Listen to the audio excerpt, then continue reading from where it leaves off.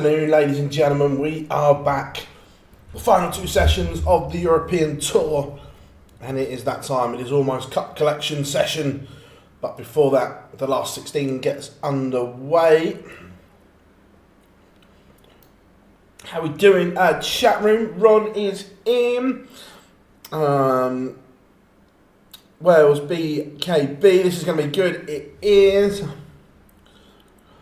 Chizzy is going to win. No. Can win these all he wants. Has to win a big one. How we doing? Rob, good to have you in. Jack Holler.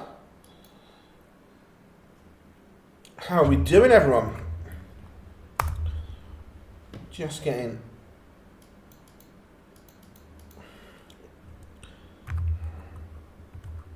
things ready to rock and roll. How we doing, Dylan? Hope you are good.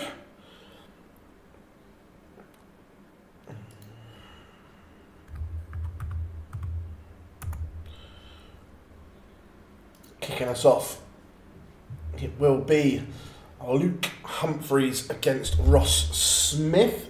Luke Humphries has the darts. Let me... That one there. There we go.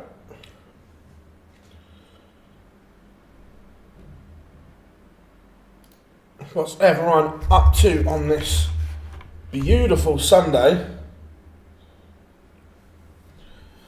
Happy to see, but yeah, look, it wasn't pretty, but the win is the important thing.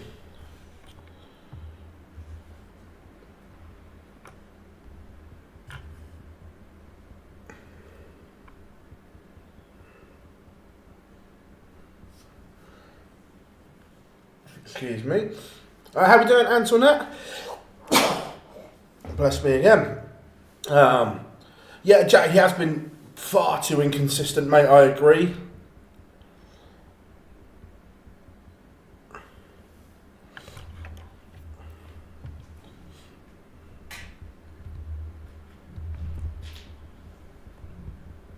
But he has a chance to put it right.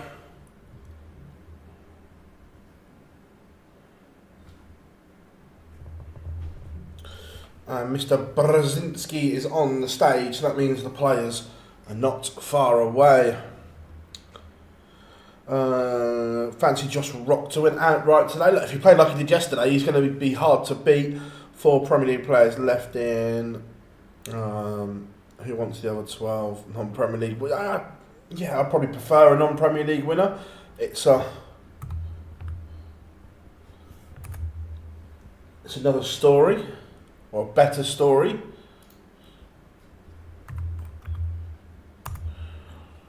Just getting all my tabs open and ready.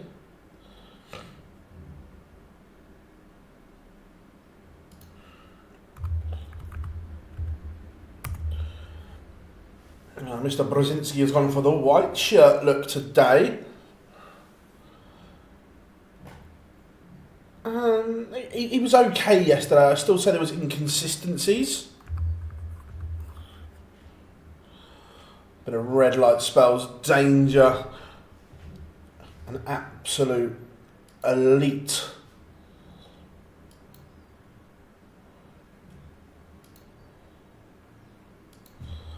Walk on.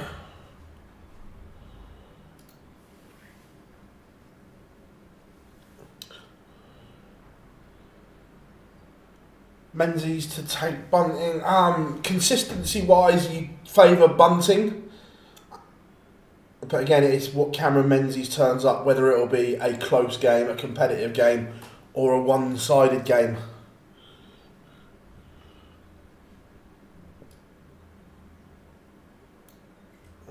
Accept that. Look, Gazzy was good yesterday. Under pressure. The Decker was sticking it on him. And he found a way. Morning. Joe, hope you are good, buddy. Say 2 sessions on the European Tour today. Someone is going to claim the title of ET3 in Risa. Remember, this venue has been Gezzy's playground. Almost unbeatable in Risa. Mrs. got you cutting the grass. Have a word, Ron. Have a word. Cutting the grass on a darts day.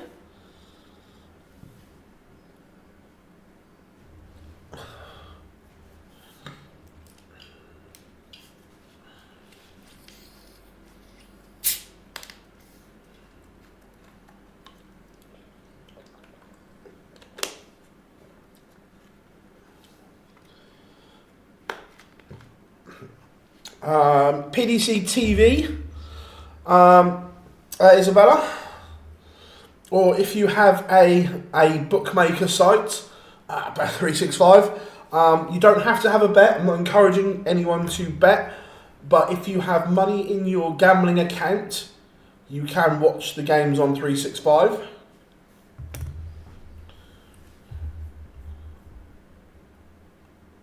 I'm sure there will probably be others as well.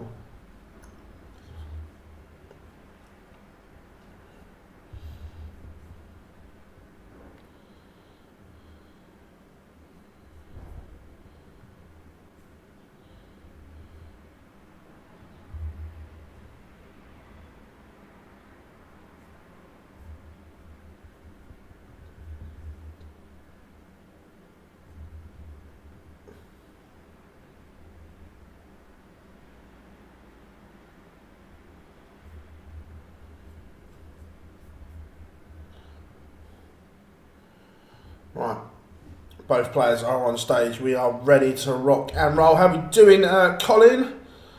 I hope Aspinall wins. We had a bet on Humphries, fair enough. PDC. Oh, Scotty, I think PDC TV is such good value. I'm with you there. And by the way, I don't get a kickback for saying that or anything like that. I just think for the money you pay, for the content you get, it is very good.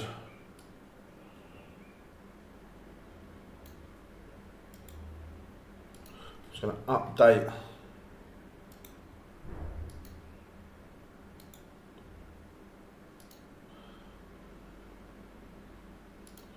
The text for you, there we go. Right, we are now ready to rock and roll. Game on. The final day of action in Risa is underway. Luke Humphries is in control at the moment of leg one. Ross Smith won't be minding that too much, not on his darts.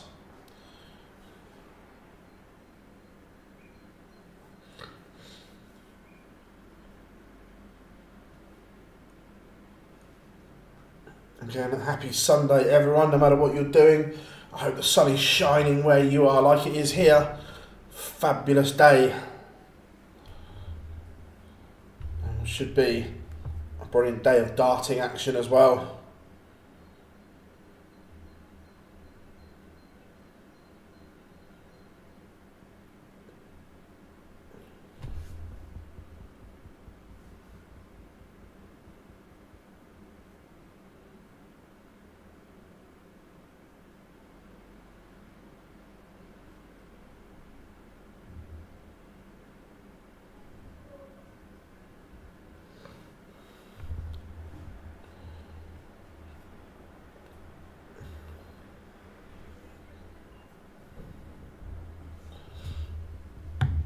Right, 1-0 Humphries it is. No, Littler has skipped this event, not playing. Had a weekend at home, seen some bits on his Instagram, been to watch some local sport, which is good. Ross Smith is well off the pace at the moment, coupled with Luke Humphries hitting everything, but a much needed maximum there from Ross Smith gets him back in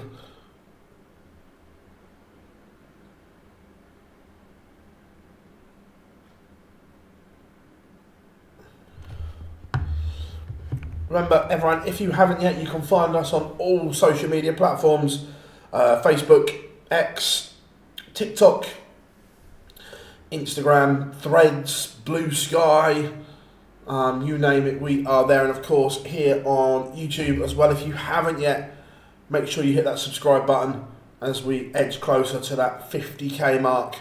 The goal is by the Worlds, but it would be lovely to get it boxed off sooner.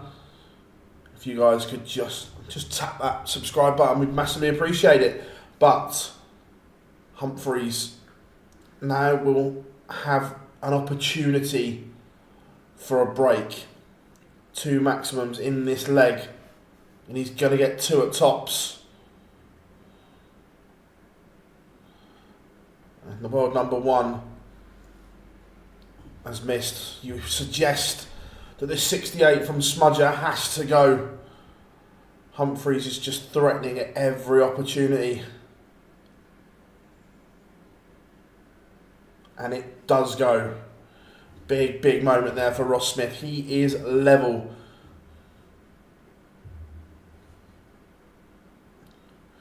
Cornhand averaging around 17 points more at the moment.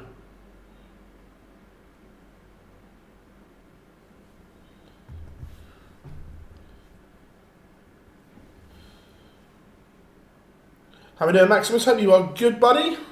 Good to have you all in. Remember, we are online darts. Let's do this. Good afternoon, Chris. Good to have you in.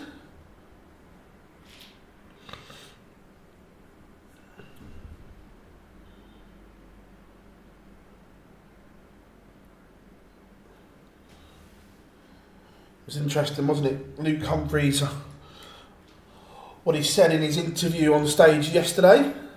It'll be interesting to see if he does manage his diary coming up. Will he play in the Pro Tours Tuesday and Wednesday?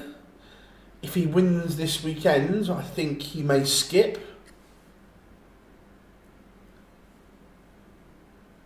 If he's not already. What did he say? I will read you the quote in its entirety. I feel a bit emotionless. I feel like I'm up here and my emotions are all over the place. It's not because I don't want to be here. It just seems a chore for me at the moment. I'm playing too much. I need to give something away. I need a break. It's not good for my mental state.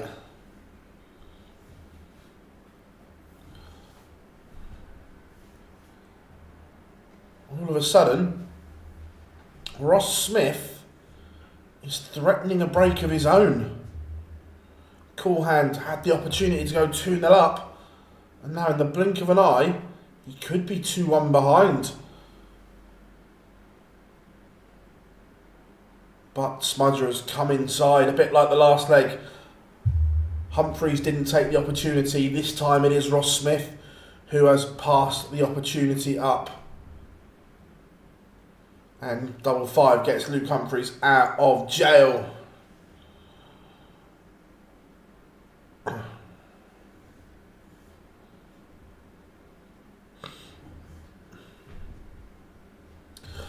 Blimey, I think the calendar, as you said last month, the first quarter of the year is ridiculously overstacked. Yeah, look, I think the calendar, look, it all revolves around the Premier League, doesn't it? Because these Premier Leagues are every Thursday, players have to be there Wednesday, so effectively you've almost got 3 days written off. Wednesday travel, play Thursday, travel Friday, whatever that's going. And then coupled with the Euro Tours and the Pro Tours, it is a tough ask of the elite. Look, I understand they get paid extremely well and they are privileged to be in that position. I understand that. But money isn't everything. Money doesn't buy you more time with your family and so on.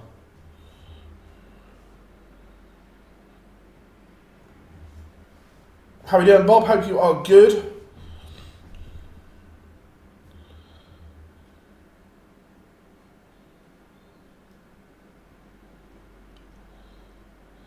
Look, I appreciate they they can't do it because it would be 32 weeks or 34 weeks, including the final.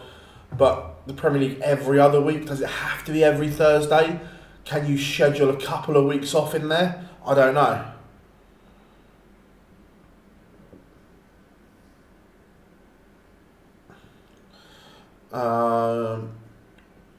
Joe, we're going to sort it out. We're going to do it here in the office, mate. We were talking about it on WhatsApp last night. We're going to sort it out.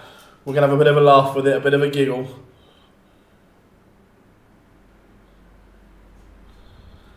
Yeah, look, I remember, what have we had, 3 years of Bahrain now?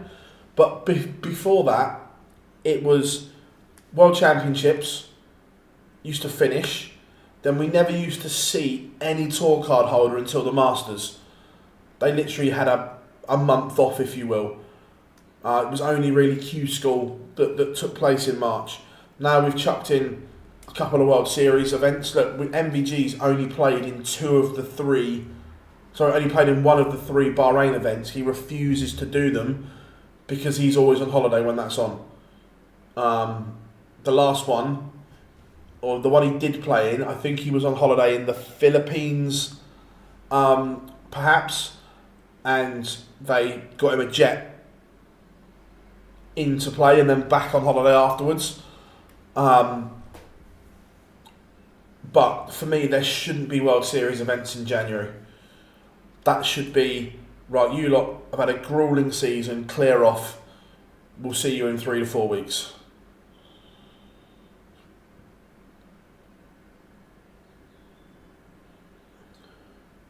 As we discussed yesterday, Phil, do you think the top 16 will be an automatic spot in the Players' Champions? Obviously, not this year because there's no rule change, but going forward, could I see it? Potentially, yes.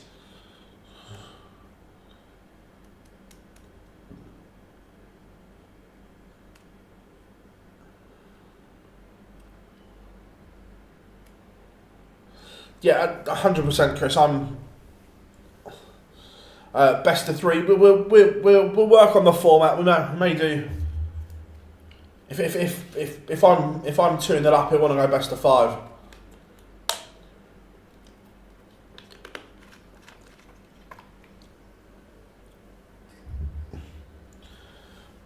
The PDP, I wonder what they thought of them comments from yesterday. It'll be interesting.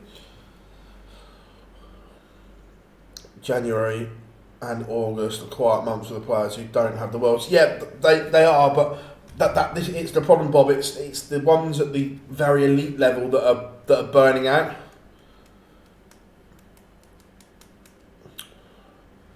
I'll be interested to see what players go to Australia this year.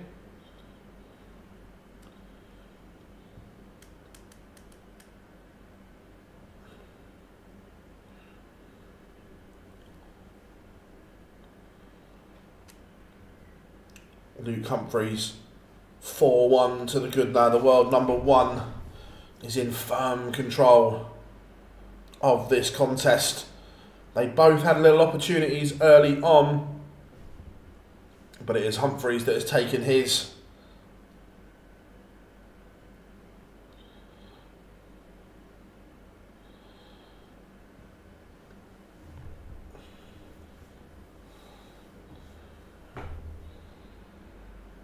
Luke Humphries just going about his business here.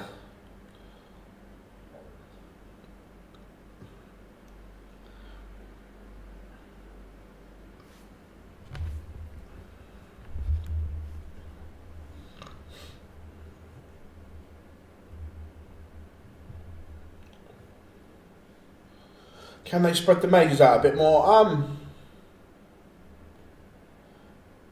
Yes, I think they probably could.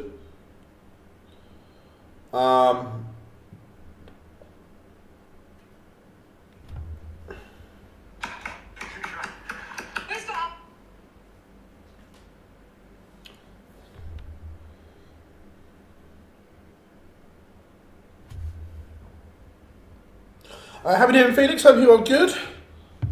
Good to have you in.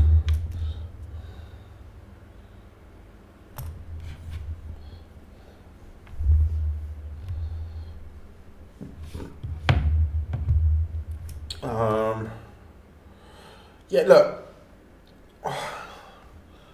the back end of the year, the majors are very top heavy as well. But the issue you've got is if you put them in the beginning of the year, new tour card holders, it's almost impossible for new tour card holders to qualify for the Match Play and World Grand Prix in their first year. Anyway, I say almost because one or two have done it, but it's very tough. So if you were to move them forward, it handicaps the new tour card holders even more.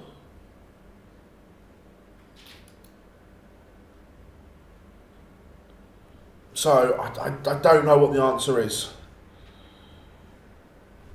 There's enough Euro Tours and Pro Tours to ditch.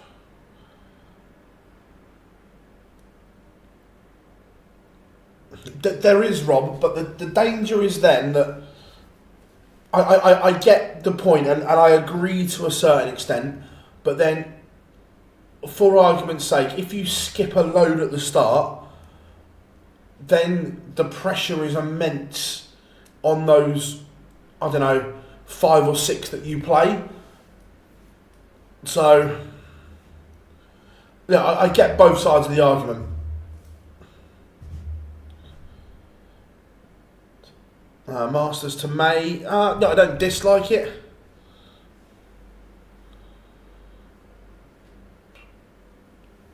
Court hand is on the verge of wrapping this one up. He's played well here, Luke. 103 average.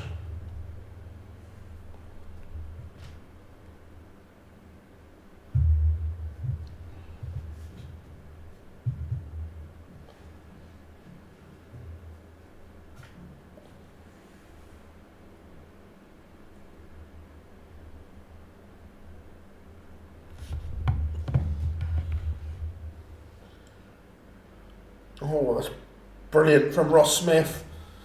Pins 1, 2, 4 to keep this one alive. UK Open back to June in Bolton. I am damn for that, Rob.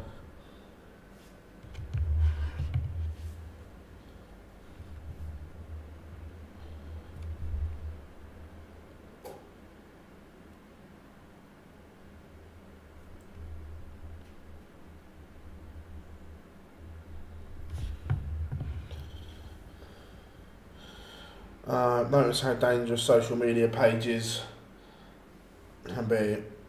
Yeah, that's social media for you. In the blink of an eye, there's a picture, and it can be absolutely put everywhere. Look at the picture that, again, it was just a joke between mates that Webby put up of Johnny Clayton in the airport, again after a Premier League night, where Johnny had probably had 2 hours sleep, if that. And I love Johnny to bits, but the best one in the world, he looked like a smackhead, where he was literally like no sleep. Webby just jokingly put the photo up, and look, that blew up everywhere as well.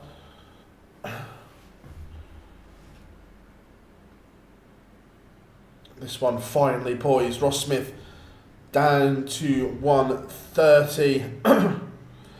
Phil will hit a 180 on stream today. To be fair, yesterday is the most darts I've thrown in so long, and today my arm in there was like, oh, that's a bit sore. So yeah, the most darts I've thrown in a long time. How are we doing, Christina? Good to have you in. And I need to check this on the stream. I think Ross Smith has bust 130. Oh, no, yeah, I don't know what's gone on there. I was watching it on 365 and the guy putting the things in, come up with bust. They're still chucking darts on 365. Brilliant.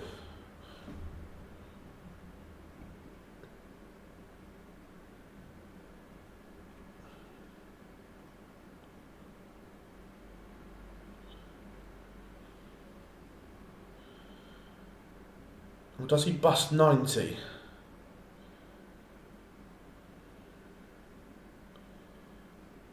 No. Either way, Luke Humphries has won.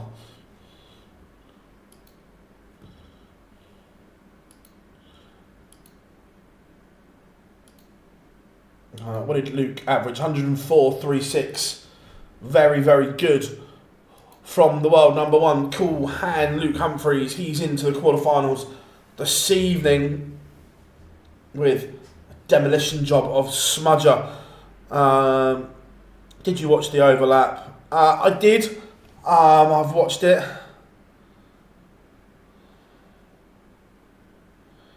I sort of agree with Colin. Some of the comments were made where Luke was... I haven't seen Colin Lloyd's interview. All I've seen is the bits that you guys have been talking about.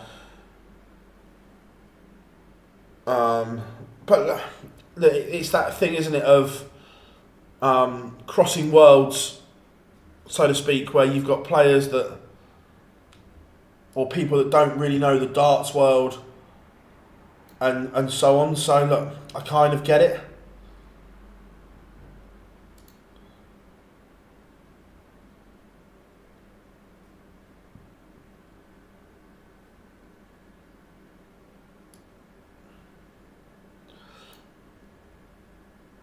Right, let's. There it is. PDC needs to focus more on the lower ranked players. Leave the top player. Yeah, I roll his back after cutting the grass. Oh, Christ. Oh, that hurts.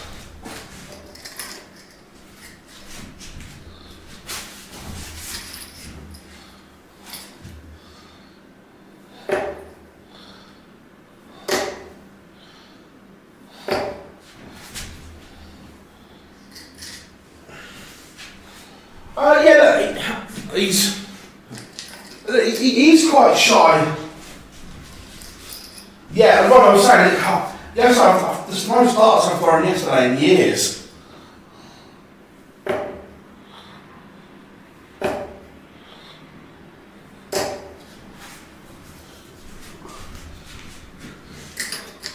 Yeah, look, people have got to remember that Luke is this extremely amazingly talented kid, and he's still a kid, that got thrust into this global stardom at 16 years old.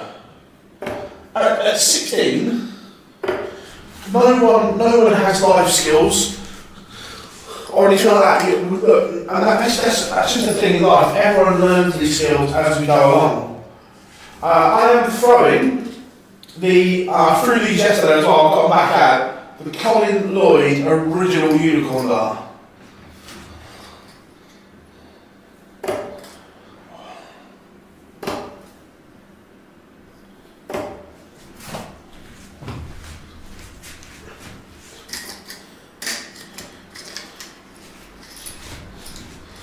I've got to say, these are board killer points as well.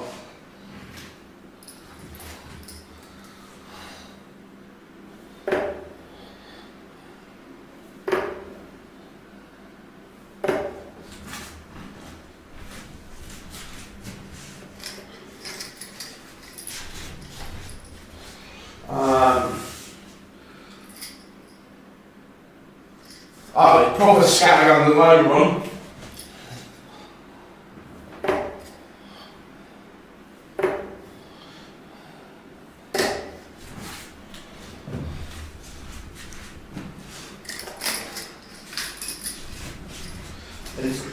Can you tell me what I focus on as well on the cameras?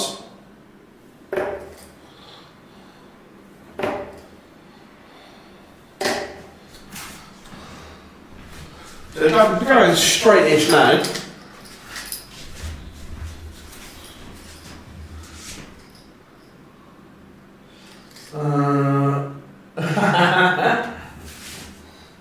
And right, last three. Humphries, first line average of 110.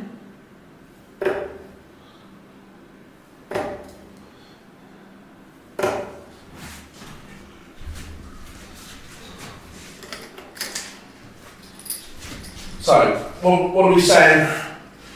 Next, Damon Heta against Wessel Nijman. Heta. What's that? They were both tops and they were rubbish. But Damon Heta was inconsistent yesterday. He had to work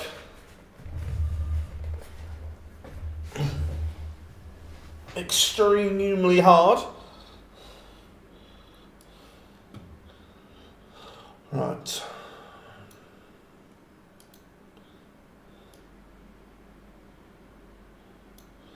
Wessel, bit of summer of 69 coming on. How we doing? Jim? Good to have you in. Yeah, look, at times, I know I'm not sure if you were listening yesterday, but at times when I get the action right, it's fine.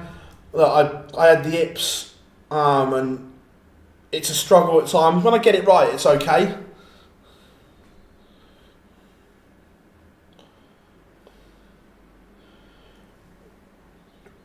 Wessel will sink the hit. Yeah, look, based on yesterday's performances, I don't disagree, Ron. I think he'll be favourite. Heta 6-4.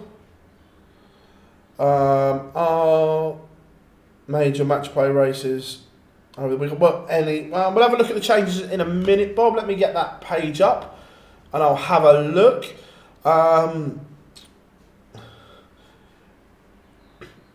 Yeah, I've been to the Pro Tour events.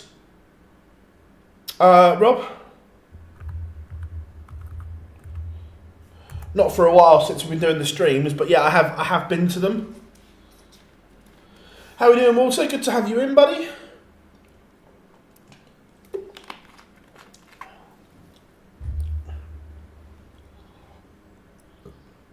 So the race for the match play. No changes. Ross Smith is a couple of grand outside being a seed, but he is obviously out today. Josh Rock is still in, so Rock can make gains in that area. Schindler is now top of the Pro Tour Order of Merit in that race. Menses up to third. He'd have to get to the final to overtake Ryan Searle in second. If Schindler were to lose... so Schindler, if he wins the event, can't be caught. If he gets to the final, Menses would have to win the event to go top. Barney is in 11th. Wessel Nijman will be going to the match play. He is 6th at the moment. It's been a good weekend for Andrew Gilding. His form had been up and down, but he's put valuable money on.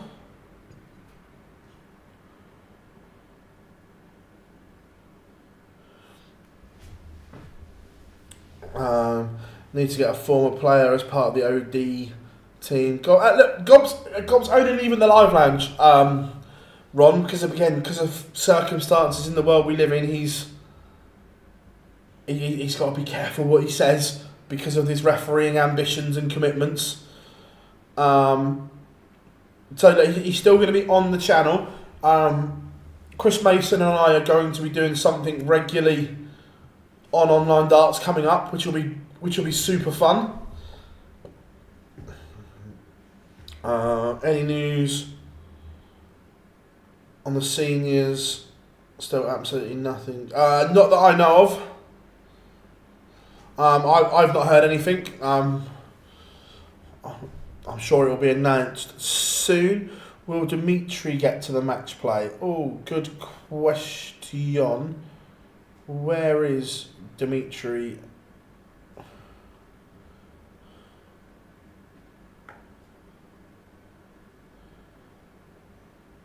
That's what I mean. We've got some other stuff that he's going to be doing. So you will still see him. He does the fallouts when he can, but again, because of the times of the Super Series, that's difficult. He did a load of fallouts over the World Championships. Where is Vandenberg? Dimitri has a lot of work to do to get to the match play. A lot. What are Ed has. He is currently in a spot. He is in 14th, so he's there at the moment, but needs or has work to do to get to the Betfred World Match Play. How are we doing, Fraser? Good to have you in as always, my friend. Always a pleasure. Fraser, one of the nicest people you'll ever meet. Happily ferried me around Aberdeen and Edinburgh in December. Is it the top? So Harry, the top 16 on the main order of merit are your seeds. Then the top 16 on the Pro Tour order of merit are your non-seeds, making 32 players. Bob, I think I've said it. I think Bully Boy will make the match play.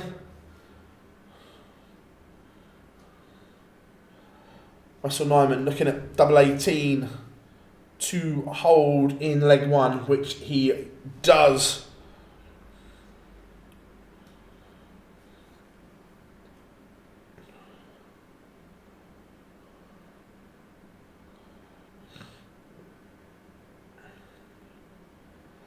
Heta has looked better than he did yesterday.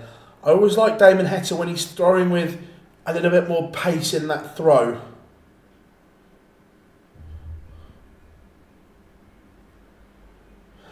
Ron, Menses is already at the match play. He could take the rest of the events off on 92.75. He's not getting caught. Cameron Menzies will be at the match play.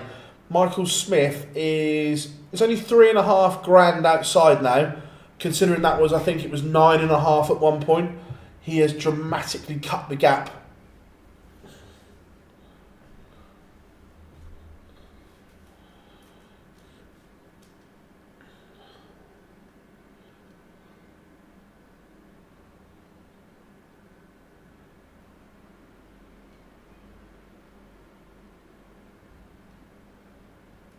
To be fair,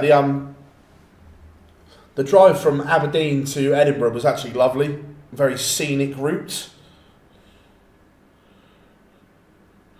But Damon Heta in control here of the second leg, looking just to level it up.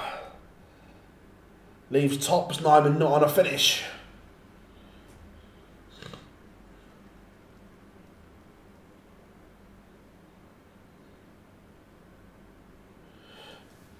I haven't had the chance to tune in for a while, so I didn't know you covered this. What are you making of Cammy shenanigans on stage recently?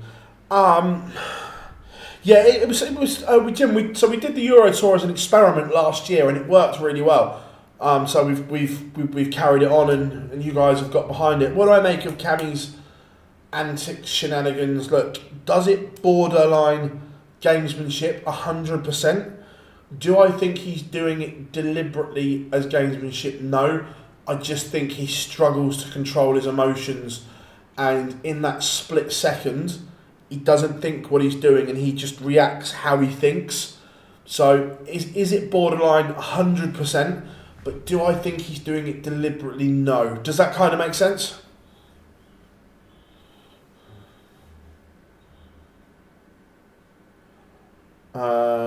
Big out you feel. Yeah, I will have the football on me iPad.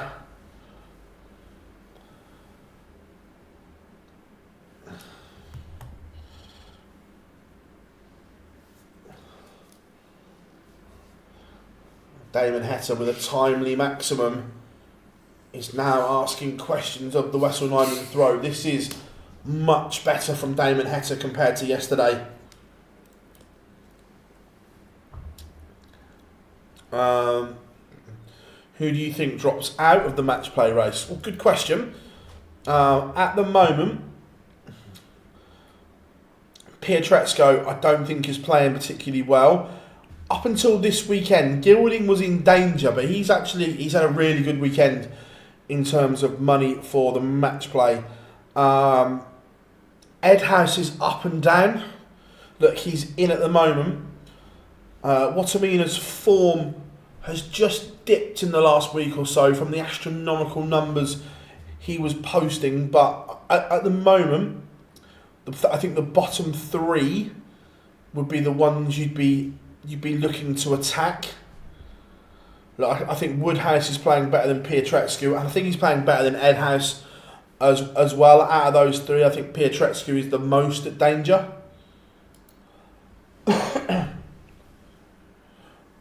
Chelsea, Liverpool, Spurs, City, Mayaka. Nice. What's the odds, mate?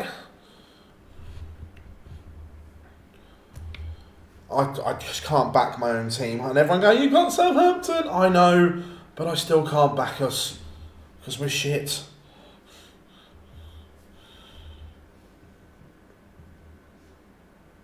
Nijman is now threatening the Heta throw.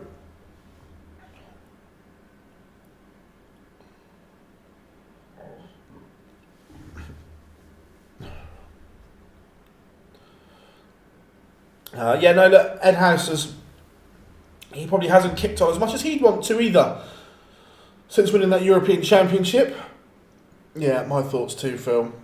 I just hope his team can. I agree. And look, we were talking about his talent yesterday. I think his A game is incredible, but is he the most stable upstairs? Absolutely not. He says that himself. I just think the emotions take over. And it is two legs, two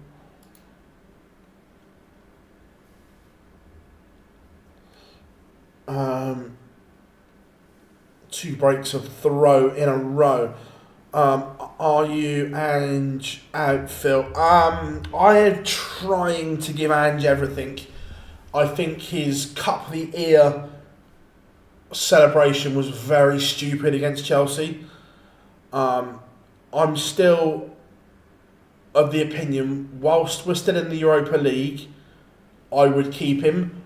But if we crash in the quarterfinals, I think his job is almost untenable.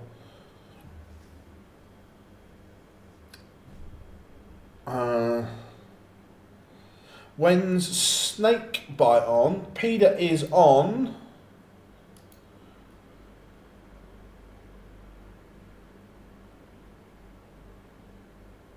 Where is Snakey? Snakey's on last game against Dave Chisenal. So last game of the session. 12-1, that's alright. Patricia, thank you very much for joining the OD Club. Thank you very, very much for your support.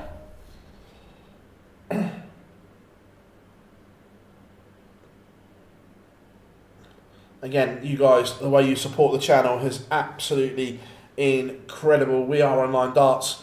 We keep you up to date with absolutely everything going on in the world of darts. So make sure you drop us a like and subscribe as we try and get to that 50k mark here on YouTube. That's the goal. That's the next aim. So if you can help us along the way, we would muchly appreciate it. I saw Nijman has missed darts to go 3-2 up. Damon Heta now looking at a big 1-4-5 to break, which doesn't go. So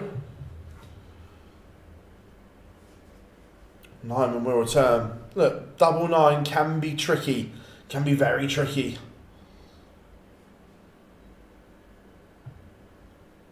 And he's split 2 for 6-6. 8-8, 16. But he's gone round the houses, and Heta now has a chance. He's got 2 darts to break again. One at 7-7 now.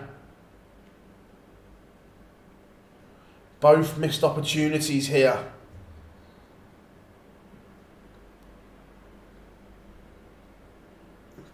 Now 2-2 for Nijman. And does take it in the end. Right, back to the chat room. Do you think the new changes to the Euro Tour are helping players on the rankings? Or is it still a mess? Does it help the Top end, 100% it does. Is it harder for the other ones to break in? Yes. So look, I still don't think we'll see the full extent of these changes for a couple of years. Because remember that ranking system is a 2-year cycle. So it's always hard to judge the impact right now. It'll be 2 or 3 years' time we see more of this impact, if that makes sense. St Johnstone 16-1 today, still winning. You know. Did you watch Joyce last night? Only the highlights that I've never been a Joe Joyce fan. You got a good fan base, Phil. Need a female presenter for the fans and presenting the women. So look, if we could find a suitable candidate, Ron, 100%.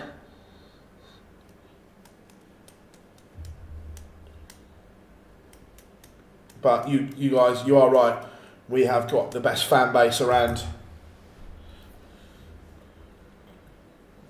The love you guys show the channel is incredible. And remember, it's the channel that is the important bit.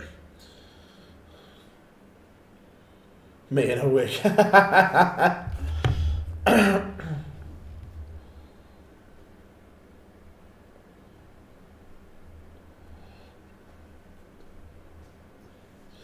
Little passage of play here that's going to be interesting.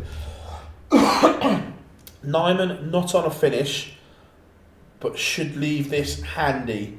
Not handy enough, no treble. So Heta 113 to go on. Right, let's have a look at the Spurs team. Vicario, Porro, Romero. Oh no, Van der Ven.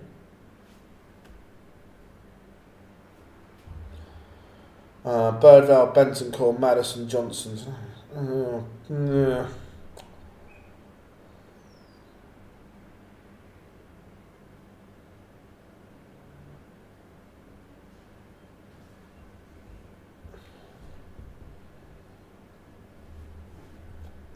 And Nijman has punished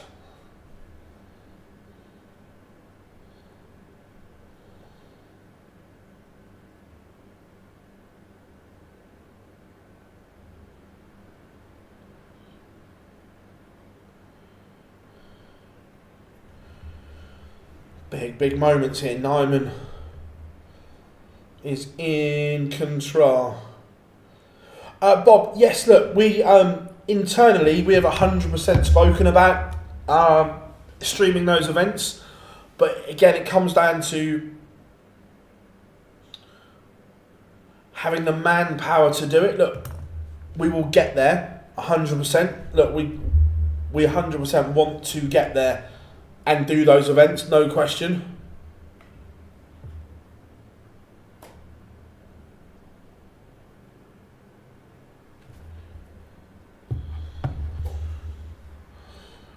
Look of disappointment reading the Spurs. I need to have a look to see what the reason, or has anyone seen the reason that Van der Ven is not playing? Because it's a disaster. If his hamstring's gone again, like an absolute disaster. Nijman all of a sudden is in literally complete control here. Leaves 36, and the Heta average has dropped from a very good and respectable high 90s to low 90s.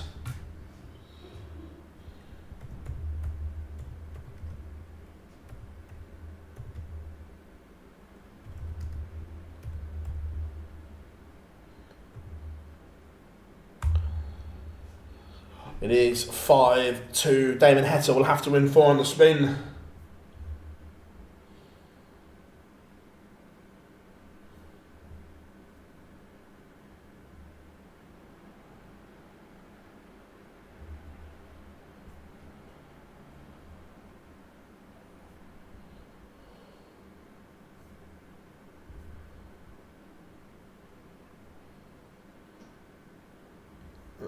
I hope he's only rested. Right, back to the darts. Enough about how poor Spurs are.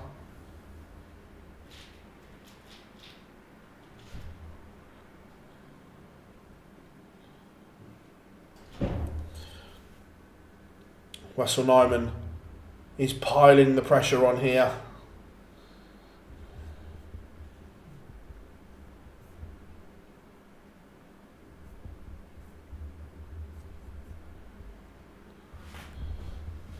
How are we doing, Kayleigh? Hope you are good. I just a lot I like about Gezi at the moment.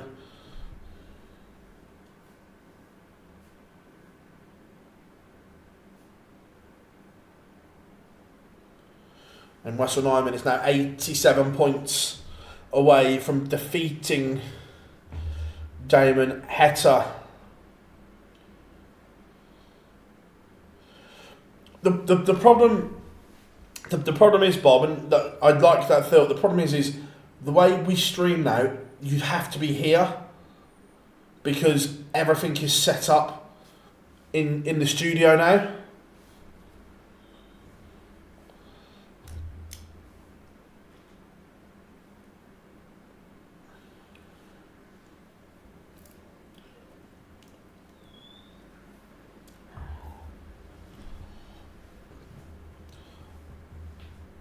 Heta couldn't find the second treble, and now Wessel Nijman will come back to tidy off this affair. 9 for double 8 will be the MO. There's the 9. Is the match start going to follow? Chasing around the board, but it goes. Wessel Nijman defeats Damon Heta.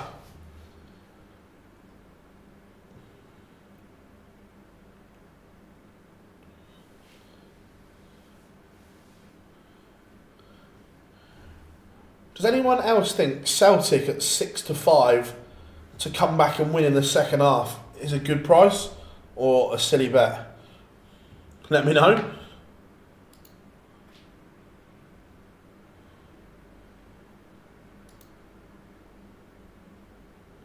Cameron Menses has the darts against Stephen Bunting. A lot to like about Wessel Nijman. A lot to like indeed.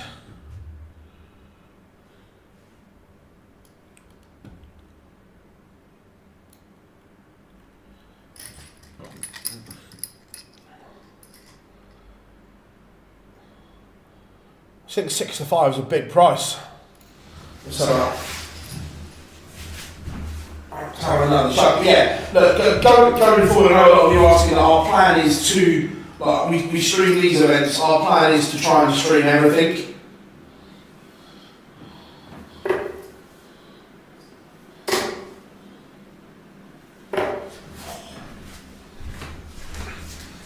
Oh, he's killing from yesterday.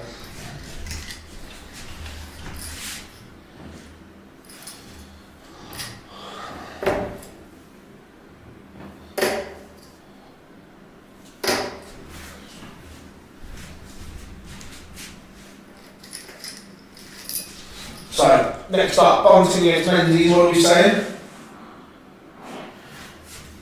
What are we saying, what do we think?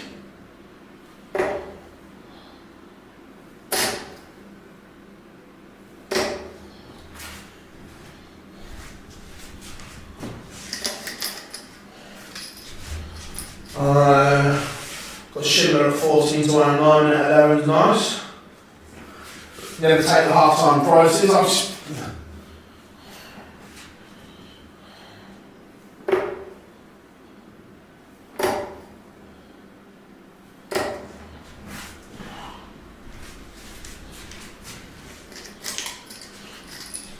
Get them to stand up better in the ball now.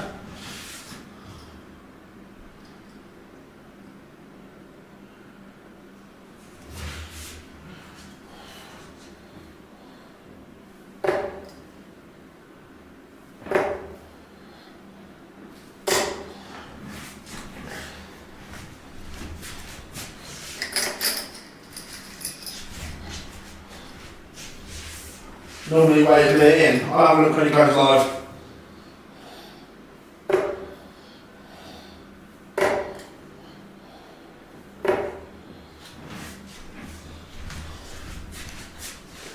So, So, what are you saying then? Bunting or Menses?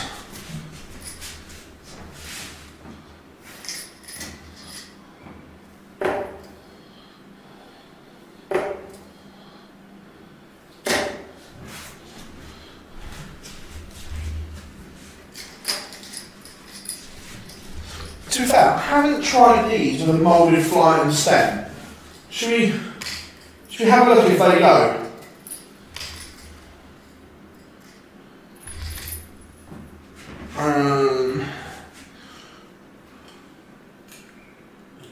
They look too long. I know where there's a set. 2 seconds.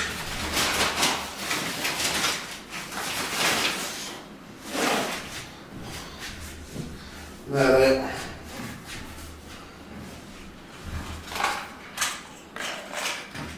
Let's put a moulded fly and stem system just to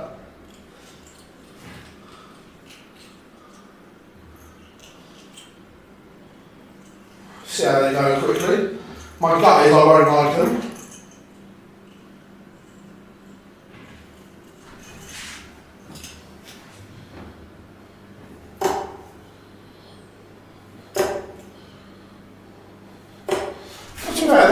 They're not as bad as they sit okay, to be fair,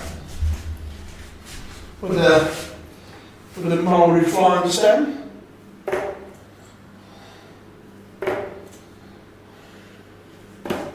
Flyer.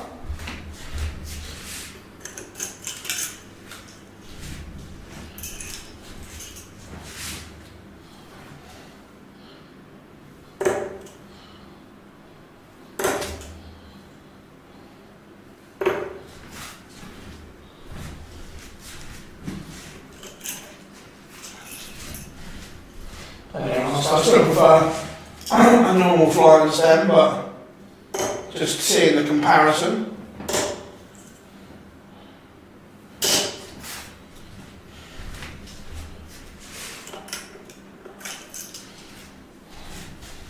So, number 4, Stephen Bunting.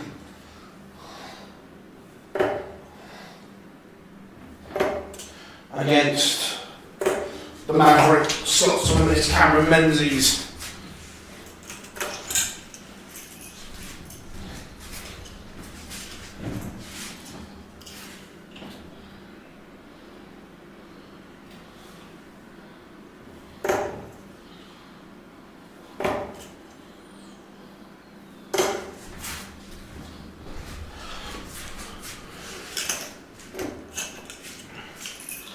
Yeah, alright, I don't dislike them, Cammy's walking on. So let's go. To be fair, out of the different moulded flight and stem ones, these are my preferable ones. They are the Red Dragon Nitro.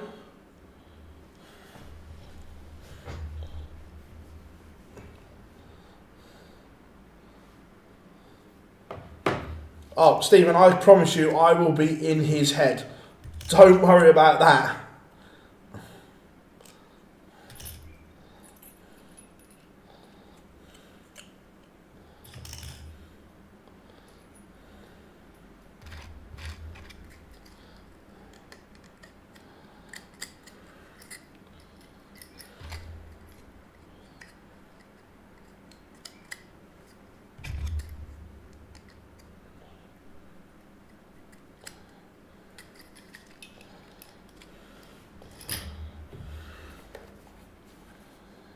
Here comes the bullet.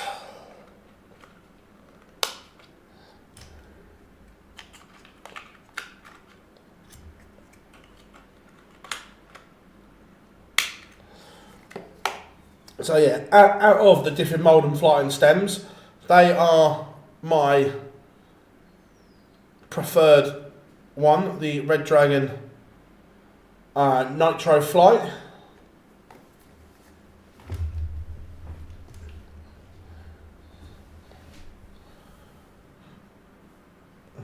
Move that back there. And Stephen Bunting is now on stage. Bit of titanium.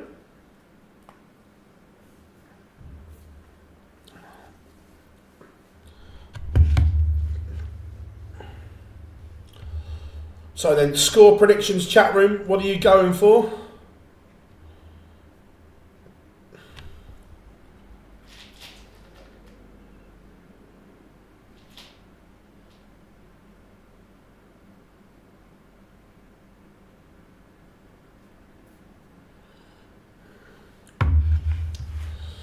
Mr. Bevins is on stage.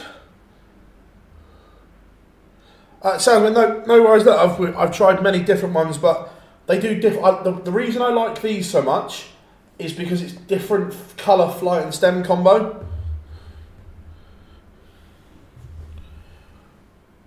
Look, if you could do customised moulded flight and stem, if I could have the OD design on there, I might be tempted to convert.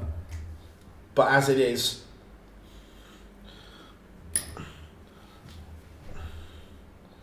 I'm a similar situation with Jules Van Dongen at the moment, can't grip it under pressure. Any tips? No, look, I think, you've just got to try and persevere or try and change your grip to something that you can make work. I know that's difficult, but sometimes you've just got to try and find something.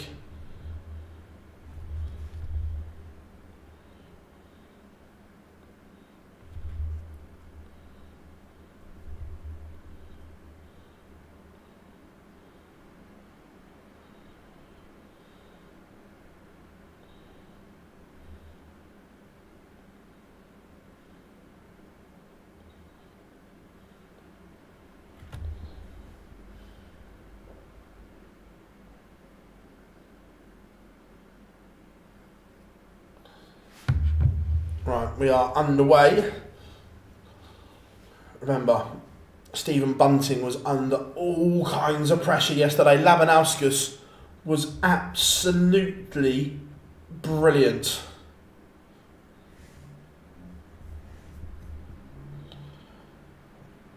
Who do I think wins this one?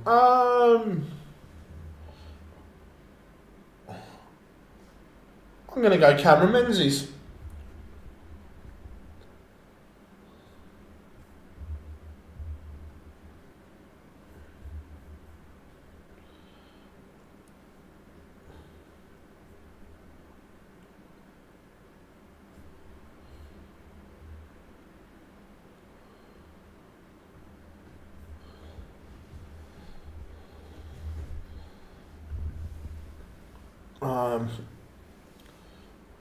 Menzies leaves double 6, but will he get a go? Bunting 150. He won't go the Whitlock way, that's for sure.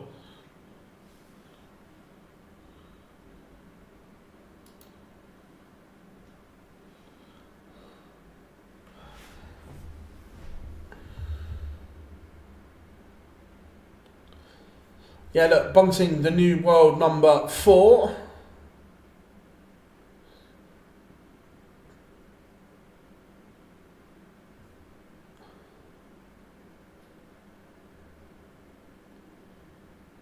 Oh my word, Maresca has just killed everyone on FPL by putting Palmer and that on the bench. He has just killed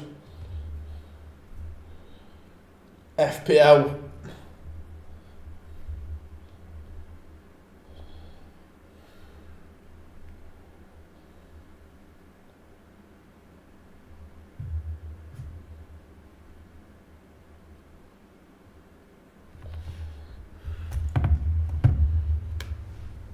Right.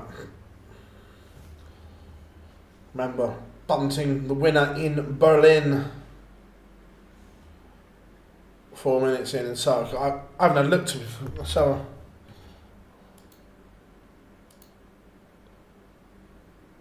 5-4 at the moment on mine.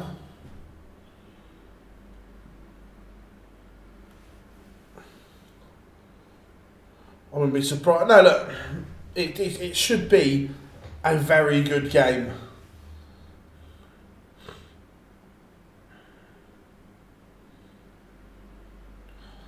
But Bunting on course to level it up.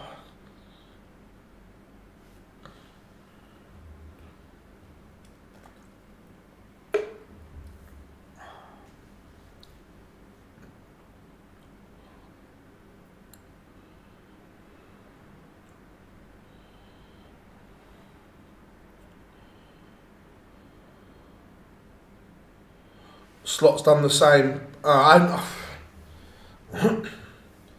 Yeah, absolutely killed us. Price boost. Fez.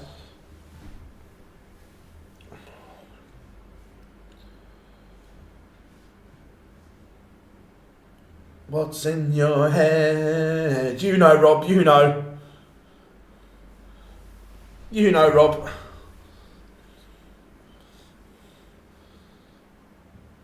And here's 1-1. Really tidy contest so far between Bunting and Menses.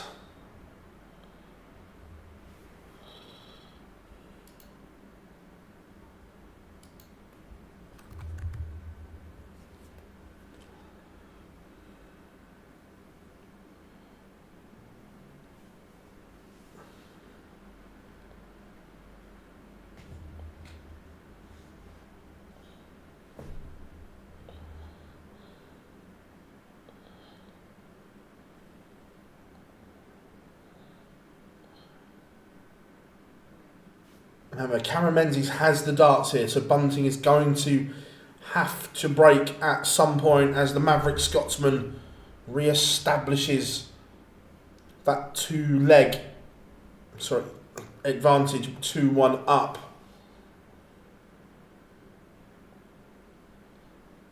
Bunting near tripping over the car. Look, it's going to be a good game.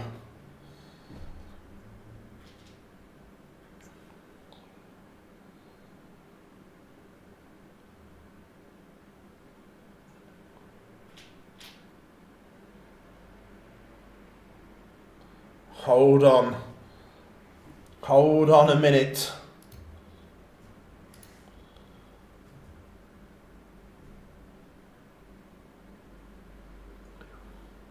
I want to see it on this. How could... Oh.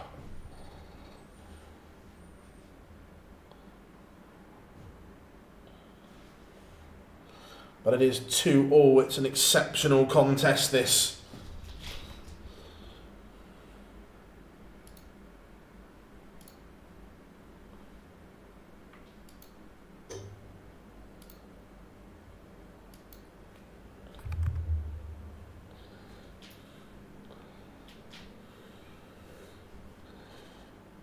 Bunting, yeah, he is going mental. He was threatening the 9. Yeah, look, game played at a lovely pace, all about rhythm. They are both in that rhythm.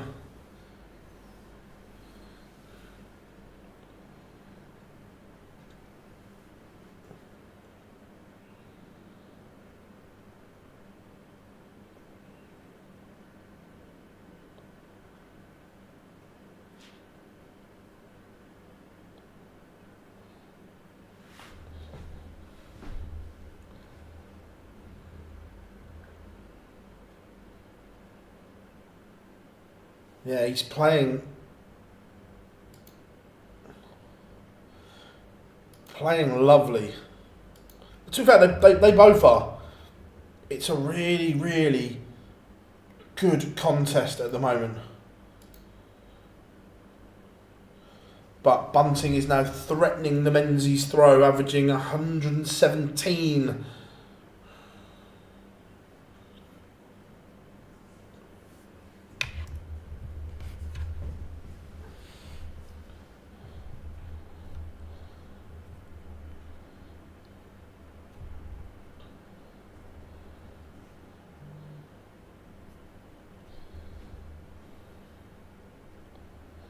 Bunting doesn't hit tops, but he will return.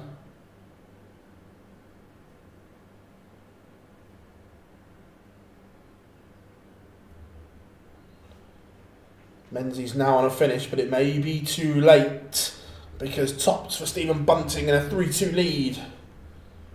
And it goes, Bunty leads.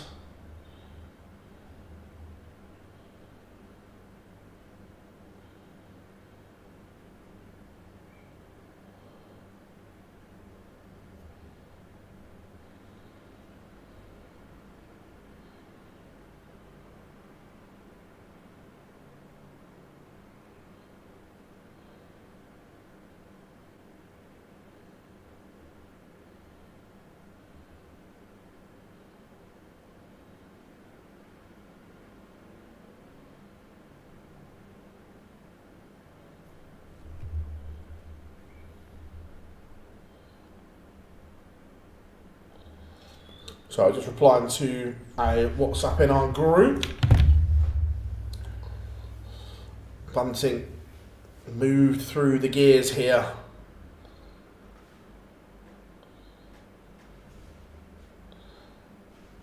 But again, Cameron Menzies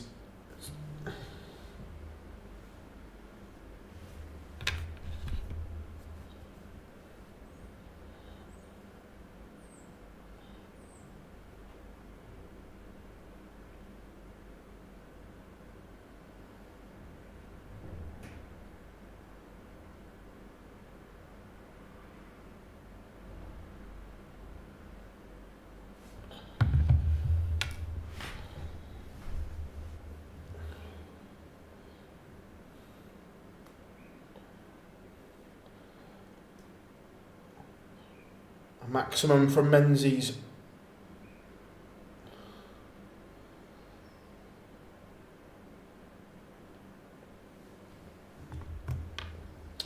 I've had a little go on the price run, yeah. Had a little bit of the price. Cameron Menzies breaks back. Bunting missed. It was the maximum from Menzies at the opportune time.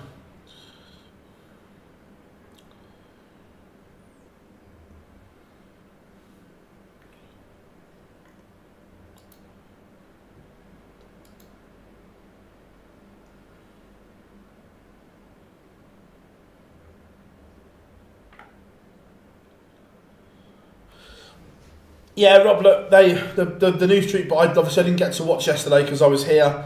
But chatting to the boys that were up there, they gave it everything, absolutely everything. And look, just to get to within 90 minutes of Wembley is a huge achievement for Andover New Street.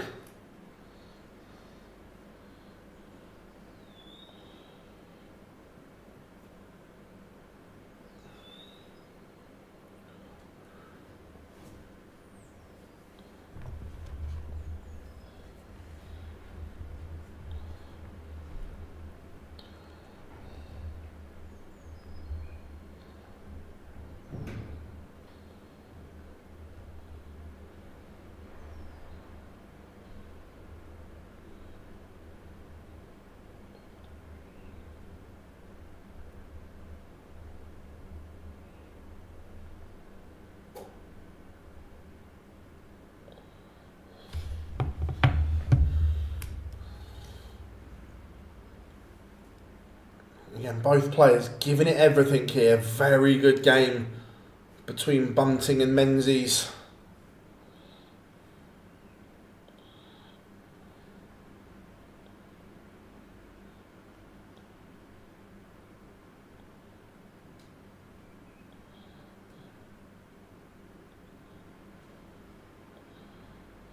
Tidy contest.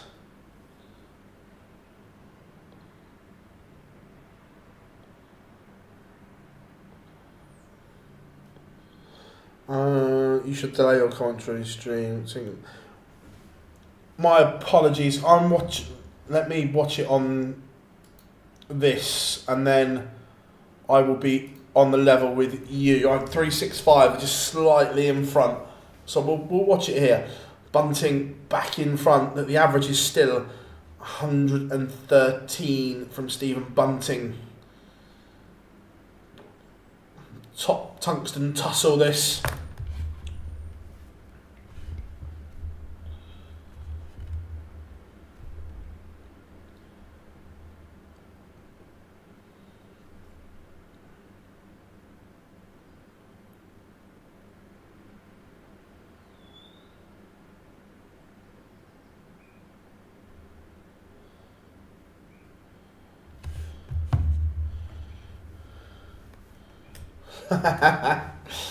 Like, to be fair, Rob, because I was having a flutter at the same time.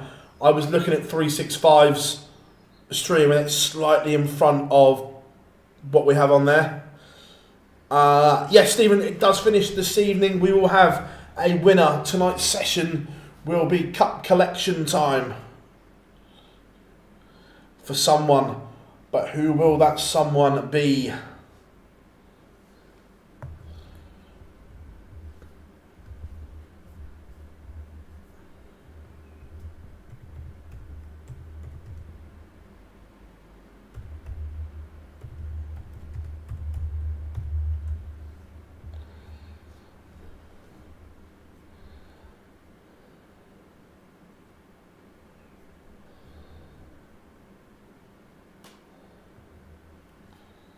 (5-3) Bunting, great game this.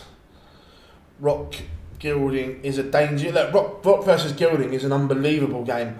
Look, Gilding has played incredibly well this weekend. Josh Rock was eye-catching last night.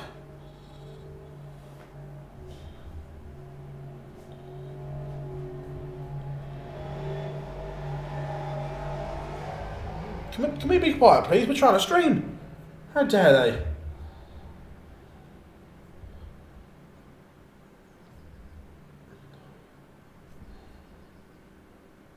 It looks like Mickey van der Ven has just been rested. I don't mind that. I'll take that. Yeah, that's it, Rob. Best of order. Which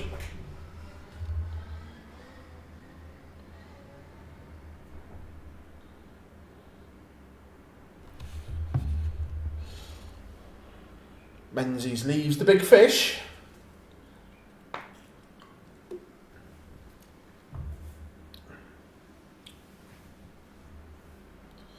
Oh, hello. Hello. Wires the 25 for the big fish.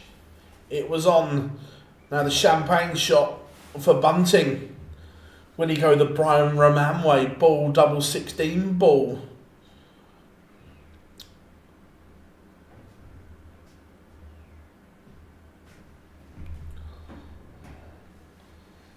Not this time. So, Menzies coming back to keep this contest alive, looking to polish off the 25, 9 for double 8. Any hits will force Stephen Bunting to serve this one out. Raymond van Barneveld coming next. The Barney Army. Are you ready?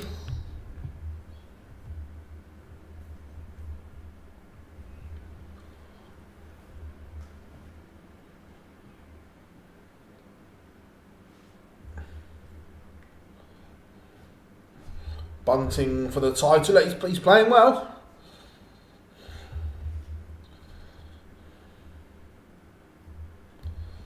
He is playing very, very well at the moment.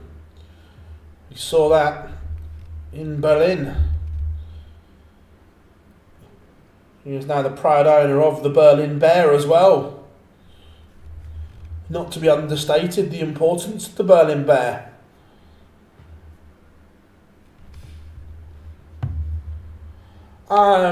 Look, Rob, we should.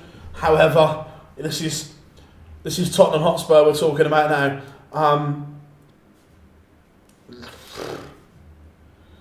Would it surprise me if we won 6-0? No. Would it surprise me if we fucked up and lost? No. Nothing surprises me anymore. Is that like Paddington? Menses has asked the question here of Bunting. Just says, can you serve out 88? 18 for ball. Make sure of the big number. Hit the treble. 777. One match start has been missed by the bullet. Can Cameron Menses salvage the situation? One at tops, and he can't either. Both missed darts in this leg, so Bunting coming back at 777 to complete a 6-4 win and a very tidy game of darts from both. Would be the earliest the team has been relegated. Would it? What, even sooner than that, the Derby one? Christ. And Bunting 2-2 comes to his rescue. 6-4 win in what was an incredible contest from both players. Enjoyed that one.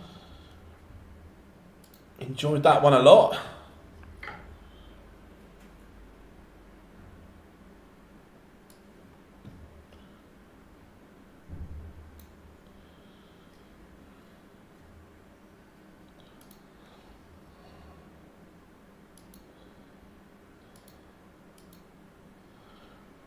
Raymond van Barneveld has won the ball against Sedlacek.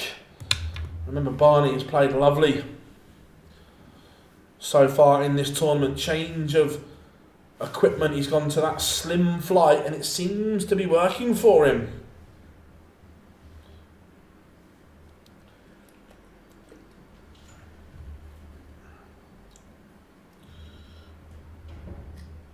Where are we? I need to...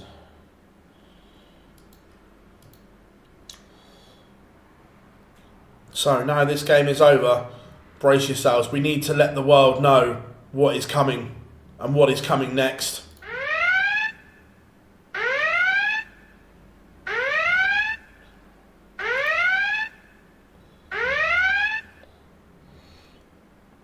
The Barney alarm has sounded. Brace yourselves, everyone.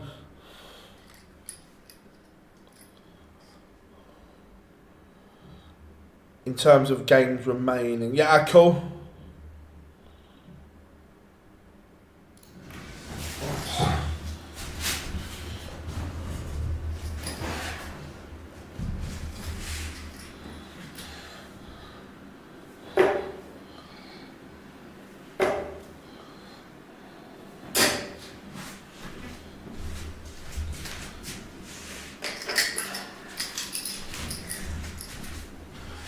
Box office Barney incoming. He's been superb. Though Derby only got 11 points, lowest ever. Saints are now on 10. Can they beat that total?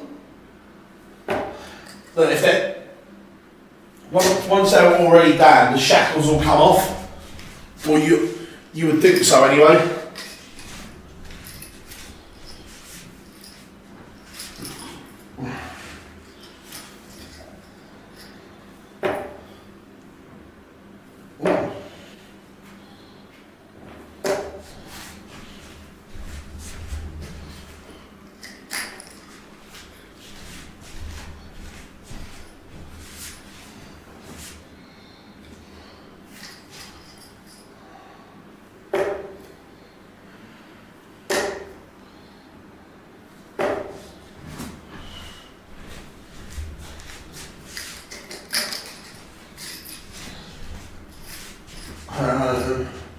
Most in Pro League history has been relegated with 7 games left to play. Cool. How do you feel? You need to have a guess. Yeah. To be fair, like I said,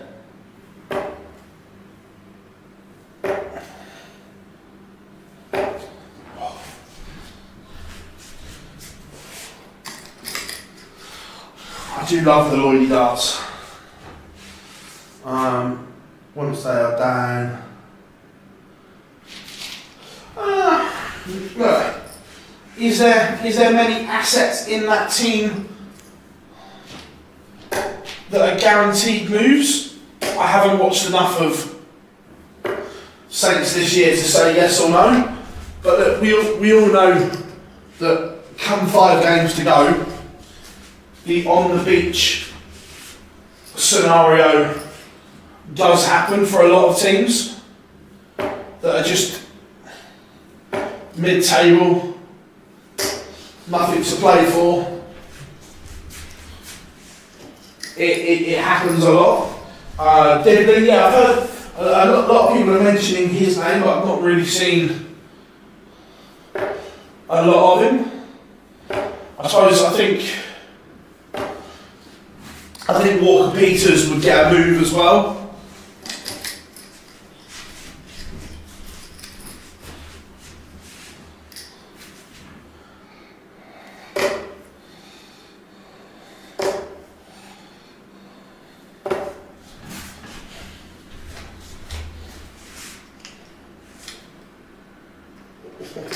They are grippy, those points.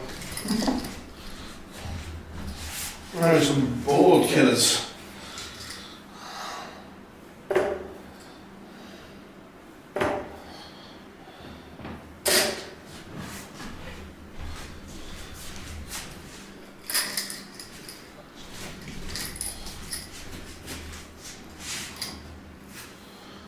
Let's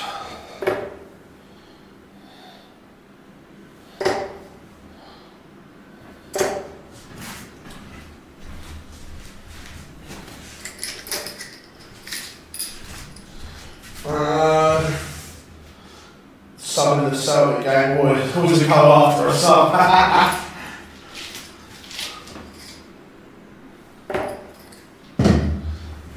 Do it, Gezzy.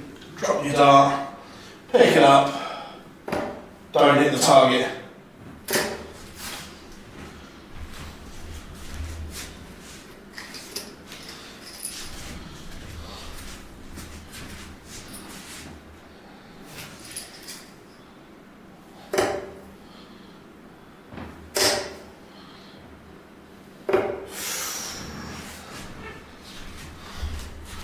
Grouping's getting better. We've got like 30 seconds till we get pictures back, everyone, and then you'll have to put up with me throwing rubbish darts.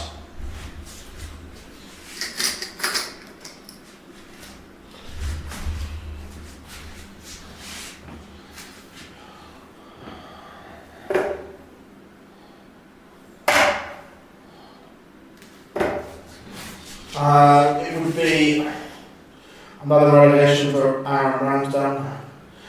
I was surprised that he went to Saints.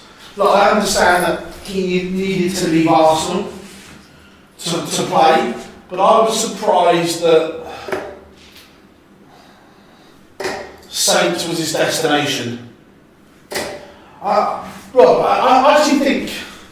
actually don't think he's a horrific goalkeeper. Do I think he's a proper elite level goalkeeper? No, but I don't think he's that bad.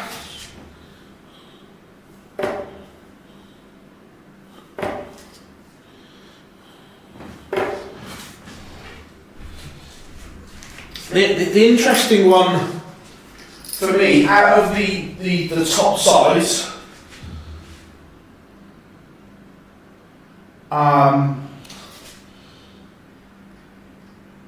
Newcastle new goalkeeper, it's who they go for. There is too much yellow flashing would be destructive for me. On what ball? Too much yellow flashing where?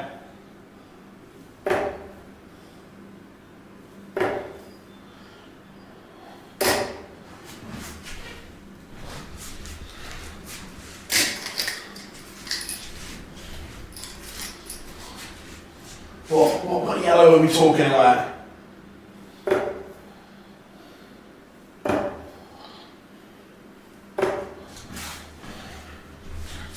Went hunting trebles, couldn't find any, and Sedlacek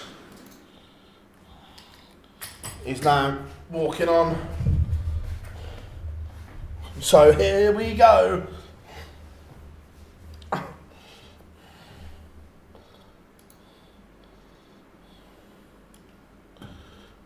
can go back to there.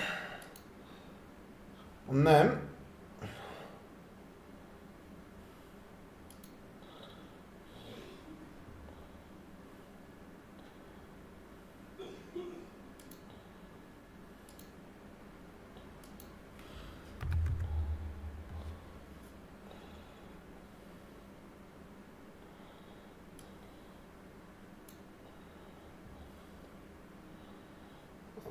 need that one there. And we have that up there, so that's all good. Around the board, the yellow on the surround. Cool. I know that you can't show the games live because of copyright. But if you show us...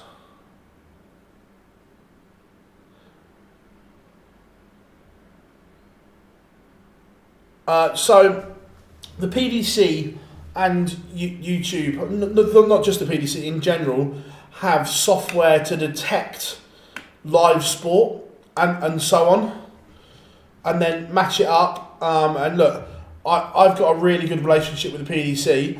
I'm not going to put my channel in danger or the relationship in danger either.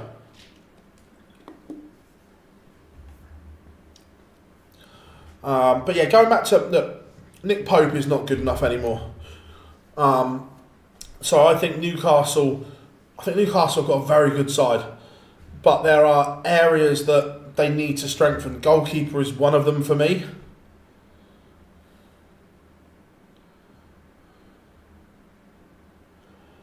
Yeah, and look, they own the content. They own that content, so people shouldn't show it for free. It's not theirs. And look, PDC TV is, in my opinion, very reasonably priced for the content you get. And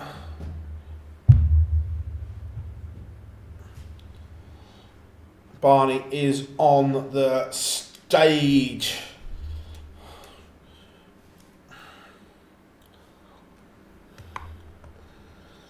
Sedlacek having a laugh with Barney as well.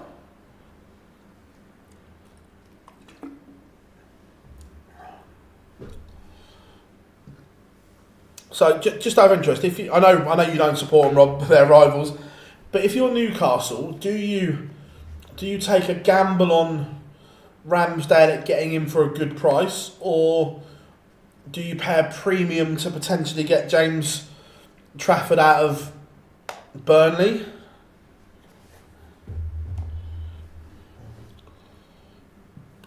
It's an interesting scenario. I think the transfer window will be interesting. But Barney looking to make a real impact. Stephen Bunting awaits the winner of this contest.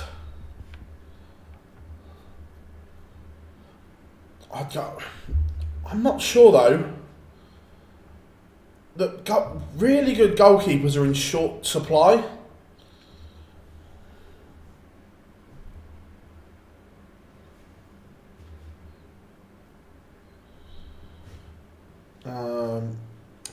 I think it's the PDC TV though. It does.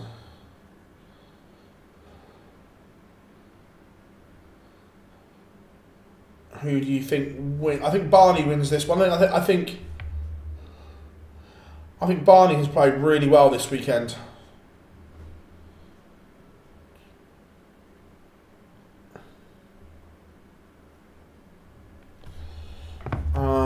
My opinion only, they should have a free day to show people what it's like. Possibly. Being in Oz and the event starting at 4 AM and running till, it's a bit difficult. Yeah,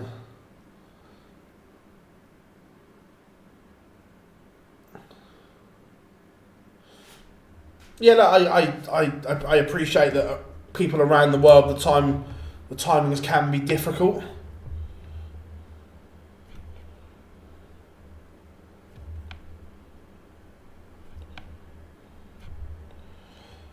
Barney leads 1-0.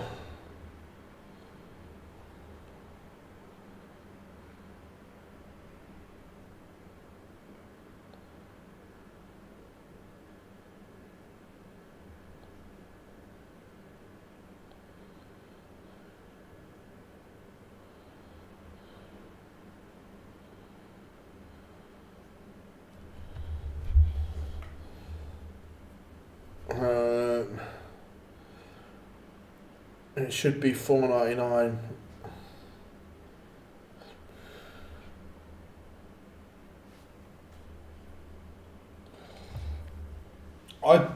I pay mine up front for the year. I think it's, to be fair, I don't even check. It just goes, I'm sure it's $50 a year.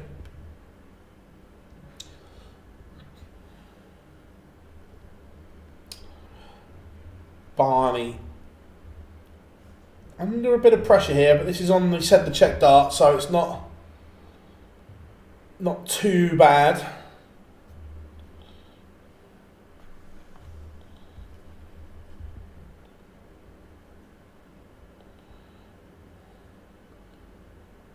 But yeah, Martinez is incredible, but you're not going to get him out of Villa. Is the problem? I agree. I think Emi Martinez is sensational, but getting him out of Villa is probably not going to happen. And if it did, if Villa were interested in selling him, it would be like an absolute ridiculous price. Yeah, $4.99. Yeah, I thought so. Mine's just set up to go out. Does Pluto TV in the UK have the Euro tours? Not in the UK, it doesn't. No.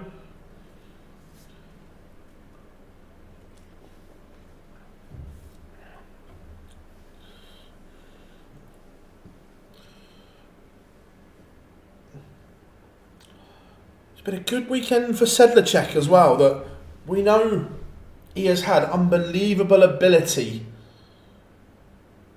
but not really delivered often enough. Is this the weekend that Sedlacek announces himself?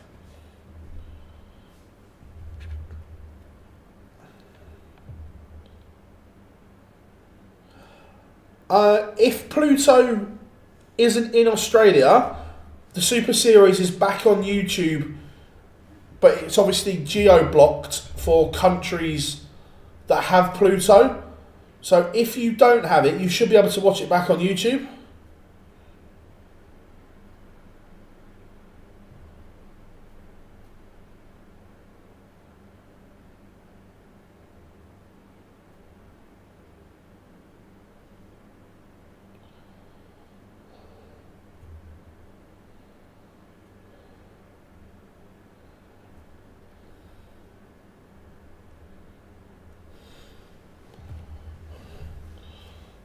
And Sedlacek is threatening the Barney darts here.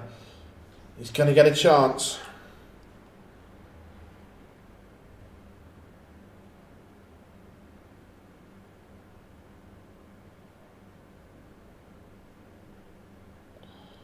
And he's missed.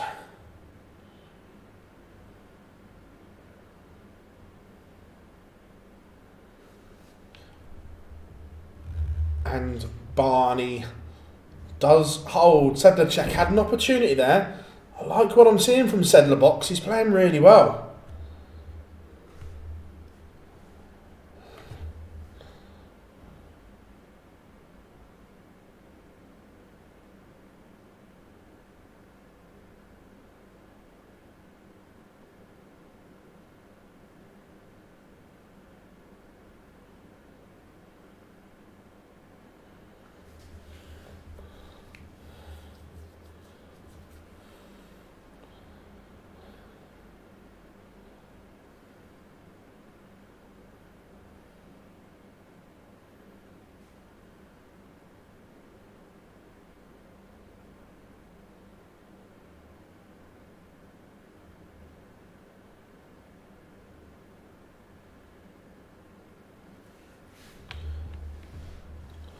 Sedlacek scoring, he's averaging 110.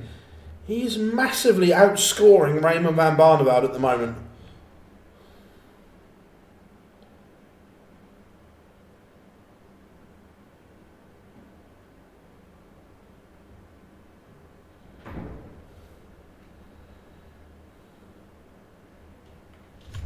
And it is 2-2.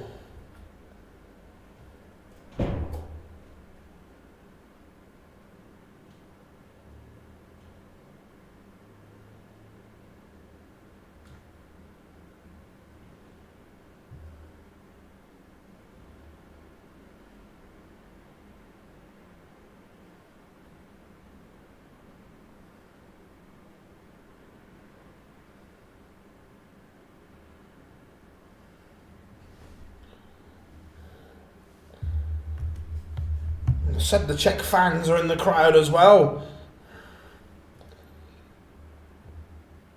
Barney is under pressure here. This is fabulous from Sedlacek. Absolute fabulous.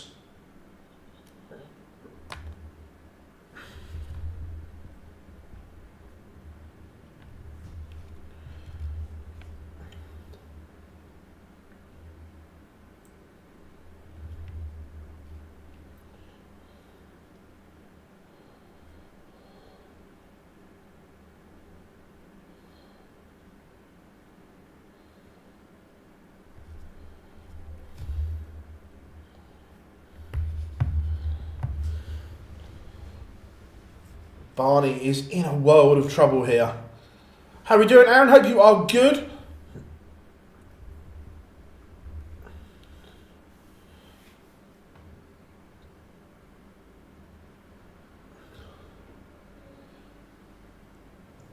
This 164 from Barney may have to go.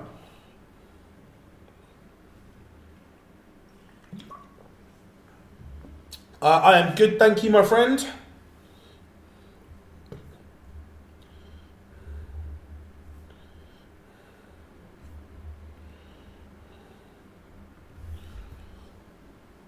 And Sedlacek has broken Barney. The average is still around the 108 mark. How are we doing, Marco? Hope you are good. Again, you guys supporting us today is incredible. The European Tour streams were an experiment. We said, let's see if they work. They certainly have.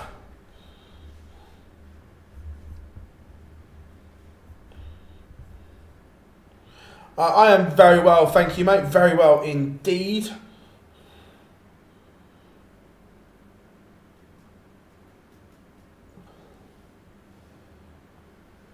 This is the best I've consistently seen Sedlacek.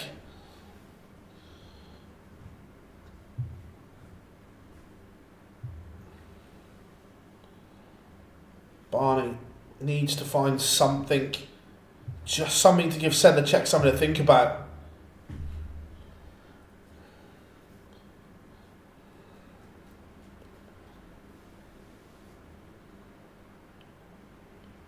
What's Barney eating? Yeah, I would imagine it's something along those lines. He's diabetic as well, so it may just be a little pick-me-up.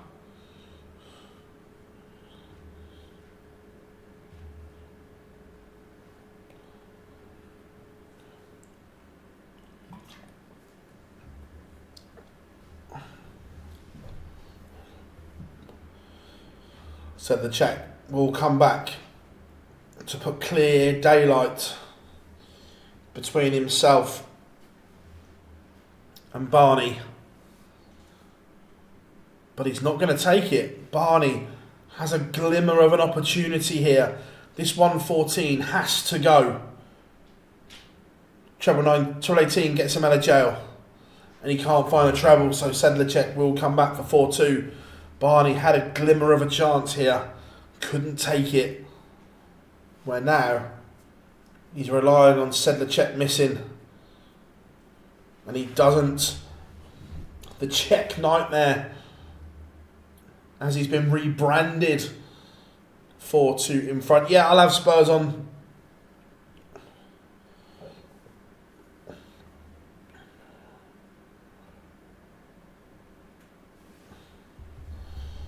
will find.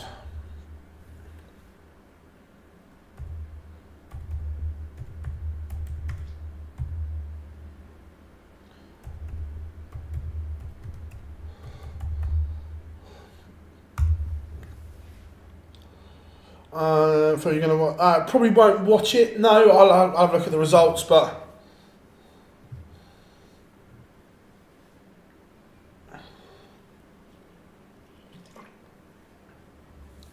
better leg here from Barney.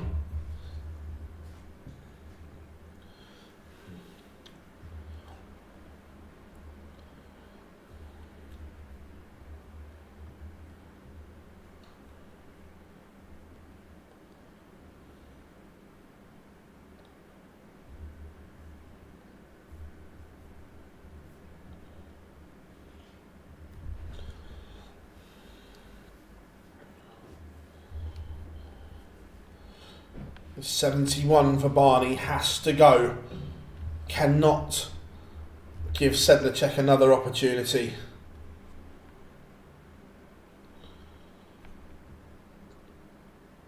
And Barney has missed 2 darts.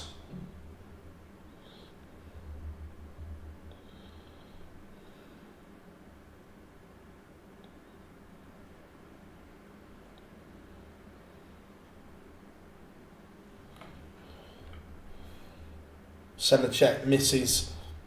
Barney cannot miss again. Just cannot. And doesn't. Cuts the gap.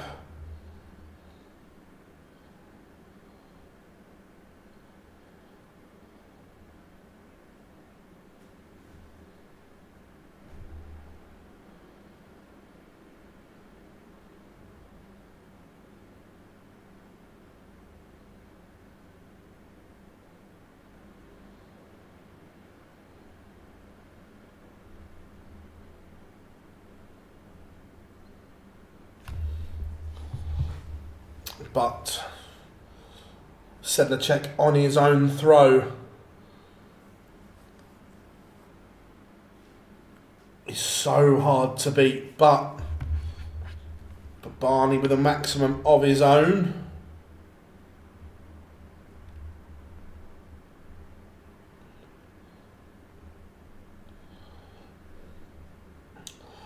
Yes, Spurs are at home on Thursday, mate, to Eintracht Frankfurt.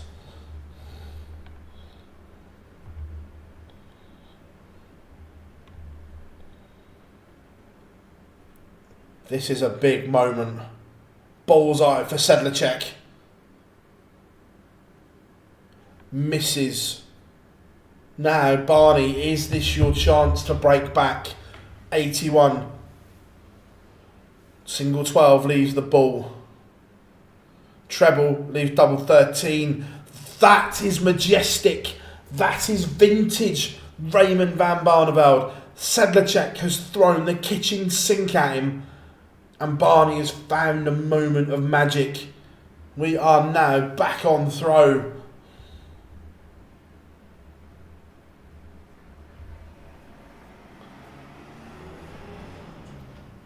Barney has upped his average by about 5 points or so. Sedlacek still averaging just a tad under 104.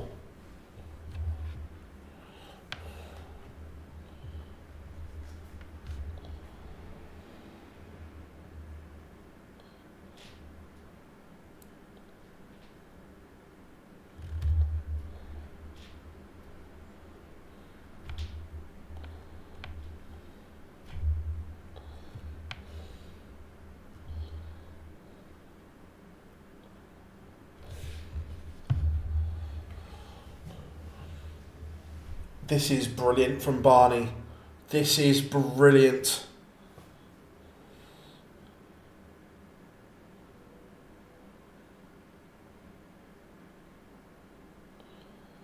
But Sedlacek will not go away, but nor will Barney. It's 81 in consecutive legs, different ways, same outcome. Barney has turned this one around.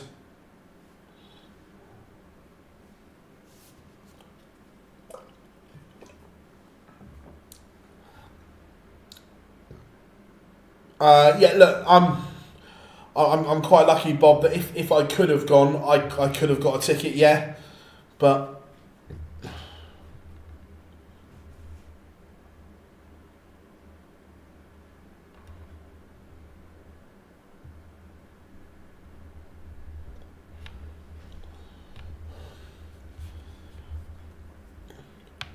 Barney is in front.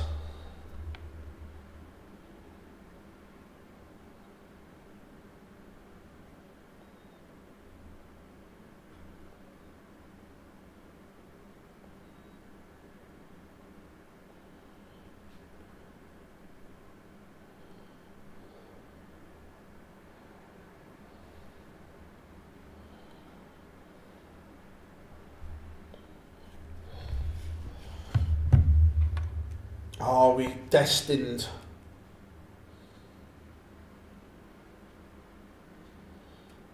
for a last leg decider?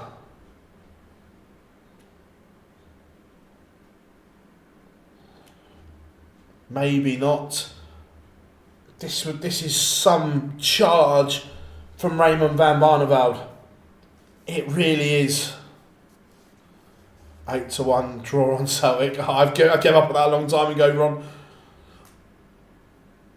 This is some blitz from Barney. 25 for double 18. You would assume. There's the 25. Come inside.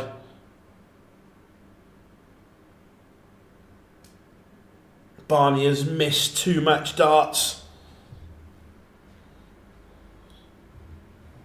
Is Sedlacek about to send us to a decider?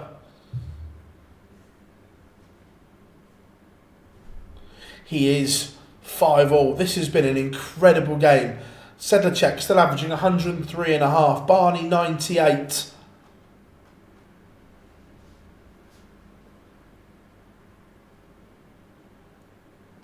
Now, one leg shootout. Who is going to hold their nerve?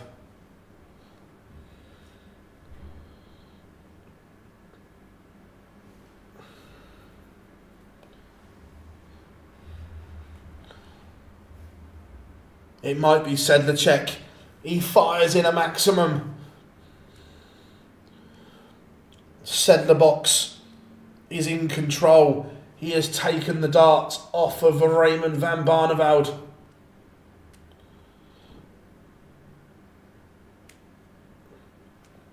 The Czech nightmare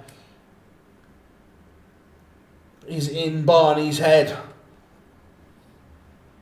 And is it all the things she said?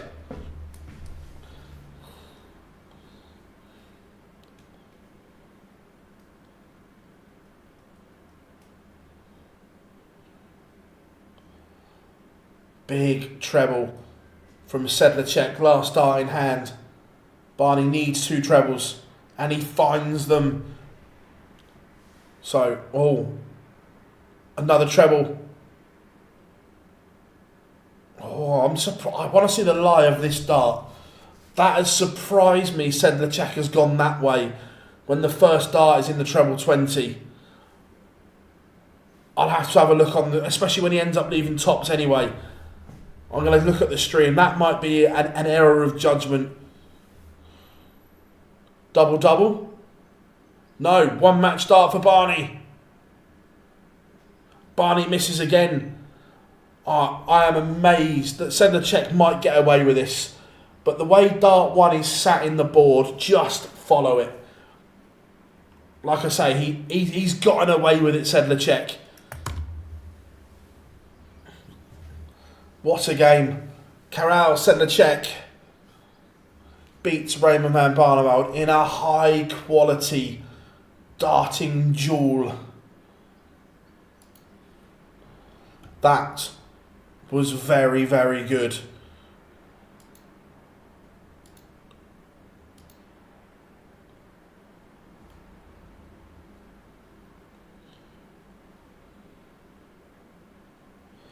Very good indeed. Sedlacek is into the quarterfinals here in Riesa. How are we doing, Jimmy? Good to have you in on this sunny Sunday. I hope you're having a lovely day. And again, like I say to all of them, you had to subscribe to our wonderful channel to try and be funny in the chat room. And whilst you try and be funny, that interaction also helps our engagement rate. So thank you very much for supporting the channel and helping us in everything that we do, Jimmy. Andrew Gilding has won the ball in the next contest with Josh Rock.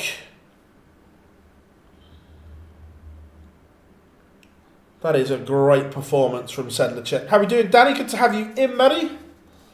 You guys are all absolutely smashing it today for us. Sedlacek can't stop smiling. Well, I said it earlier, we all know the talent that Sedlacek has. Is this the weekend that he delivers on that talent? Oh, it was a great game, wasn't it? Wales BKB.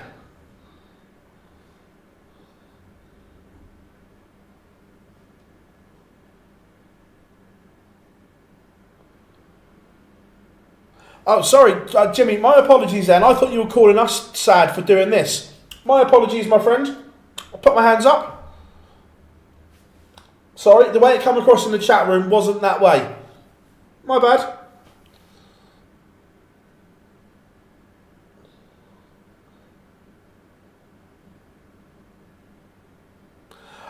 Is Barney one of the worst losers on... Look, it comes across that way, yes, but look, you've got to remember, and this isn't just Barney, this is a few, that they are professional sportsmen and they've just lost. They're not going to be happy. 9 times out of 10, when they get backstage, they shake hands and congratulate each other. It's just in that moment that they've got the hump. And I understand it, I get it.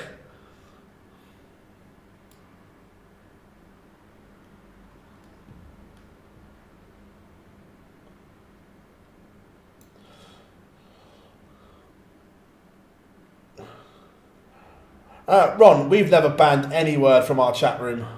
We might delete them if they're... No worries, Jimmy. My apologies, my friend. Right, let's have another quick chuck in the 3-minute ad break.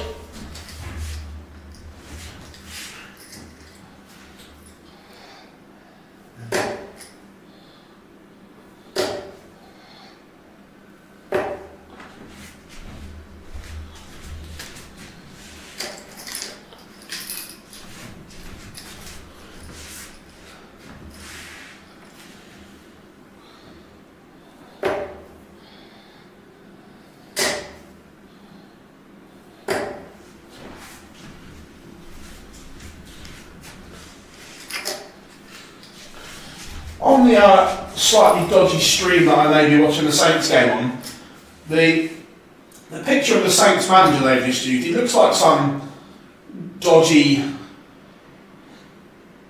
rogue teacher from the 70s.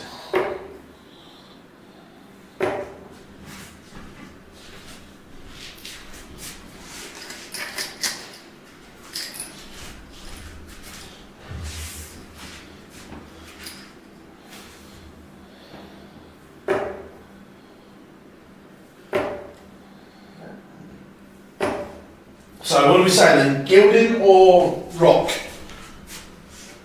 Remember, Josh Rock was fabulous yesterday. Gilding has been solid all weekend.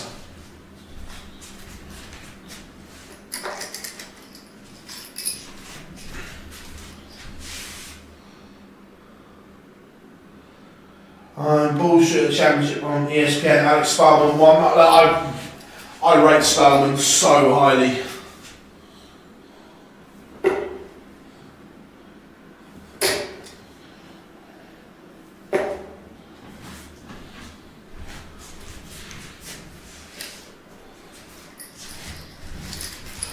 I think Rock played really well yesterday.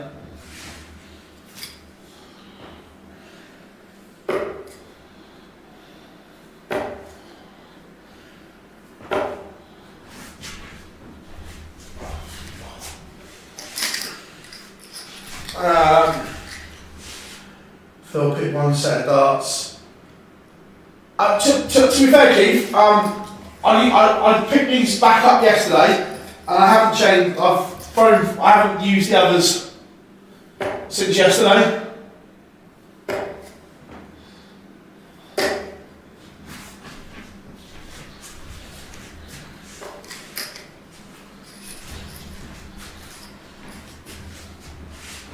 Right, I've got about 30 seconds.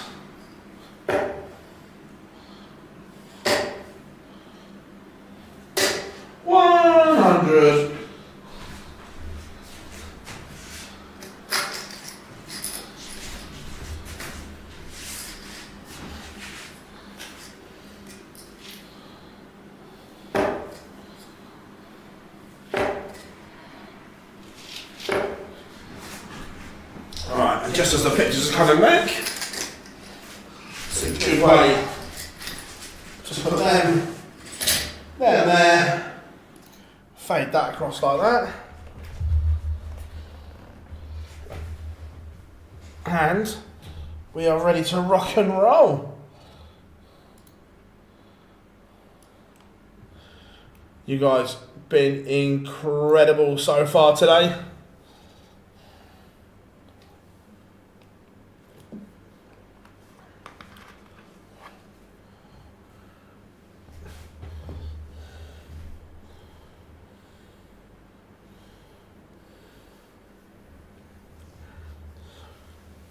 Sedlacek had a front line average of 117. That is scoring.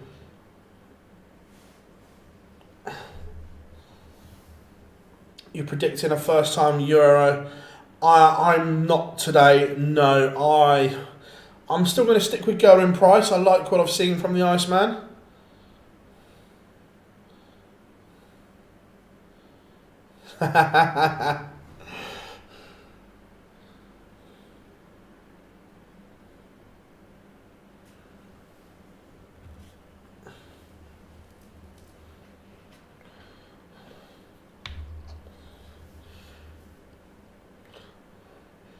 Mr. Brzezinski about to get Rock and Gilding to the stage.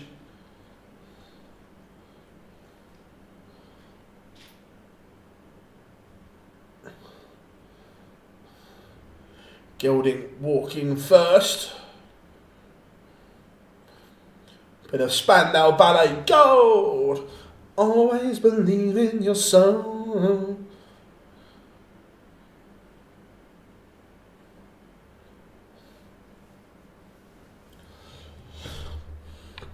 I've got to say, it's the first time I've seen this Saints Away kit, the pink one.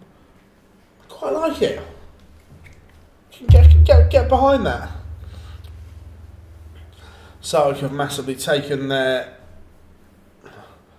foot off the gas and never leaked up. I just don't. I must admit, Craig, I've watched a fair bit of Scottish football since the turn of the year. I didn't at the start. But if I'm being honest, I think it's an extremely poor league. Look, it's exciting. I'll give you that. I loved the Old Firm games because they were exciting, but the standard wasn't great.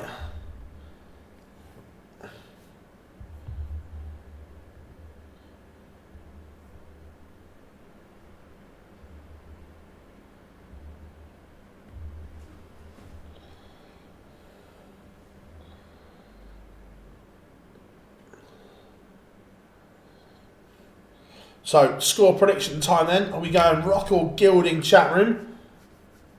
Who are you backing in this one?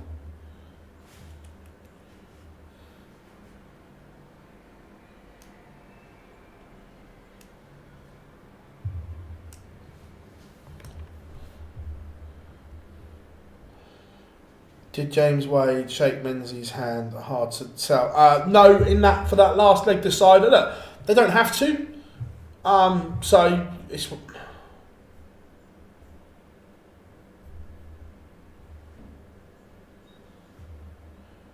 look, Jimmy, 100%. Gilding's played so solid this weekend. I agree.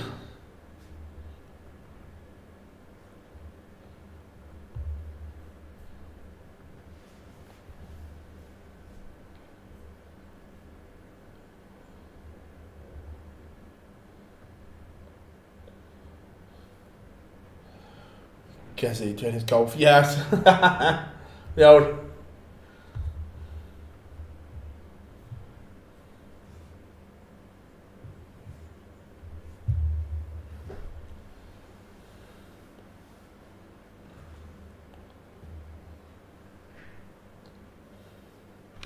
Both players are on the stage, not messing around.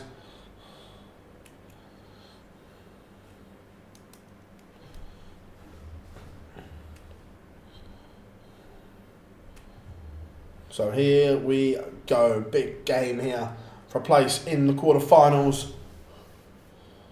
This evening the winner will face Nijman.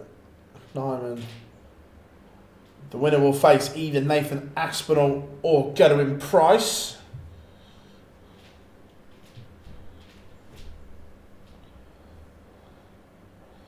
But we are underway, we are ready to rock and roll.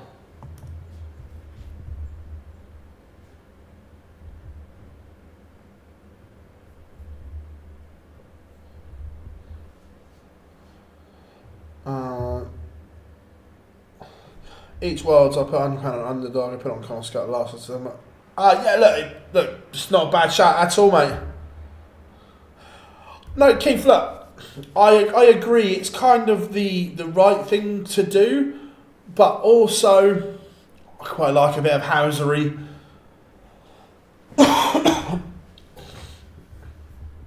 Yeah, I don't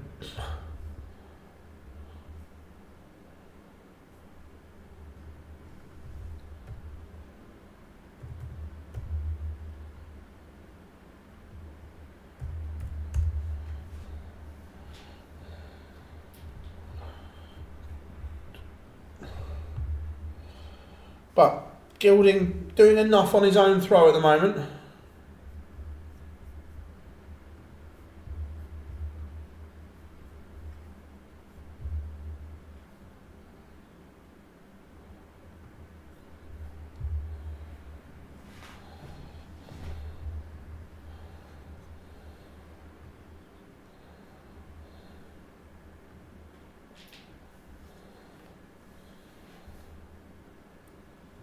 What have we got? Gilding leaves 104.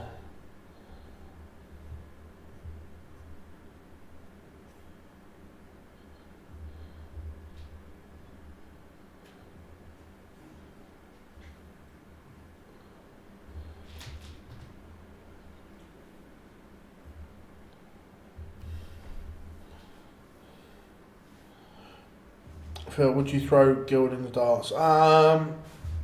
I don't think they'd suit my particular throwing style. They are a very unique dart, the Gilding dart, but they work for him because it's a lovely 104 finish to take the opener. I just ordered a set of Conan Whitehead darts. Nice, Jimmy, nice.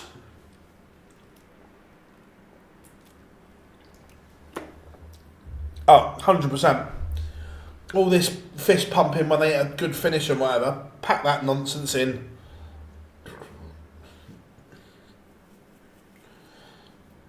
Absolute nonsense.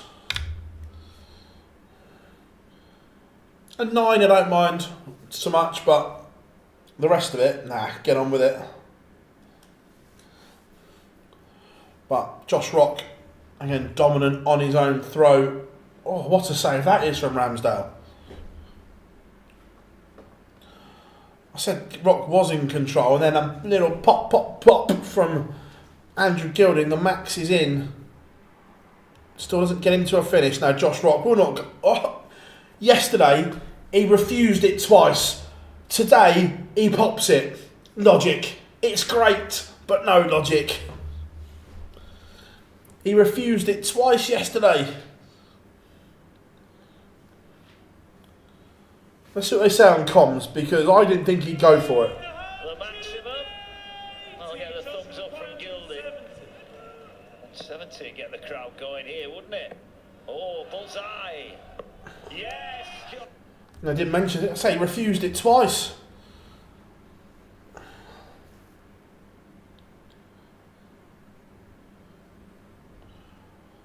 We are 1-1. It's another max from Gilding.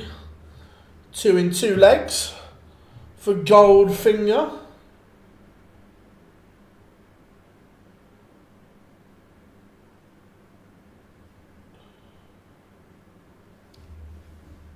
Rockford wins this. Look, Rock's playing really, really well. But he's going to have to break the Gilding throw at some point. Gilding has looked very accomplished on his own darts at the moment.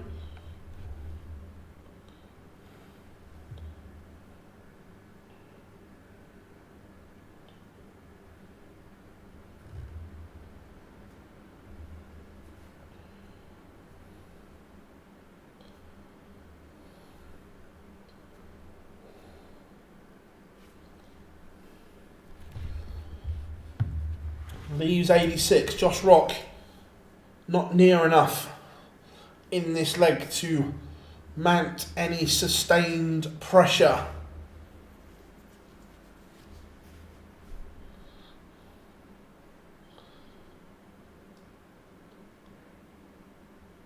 Gilding's missed a big number.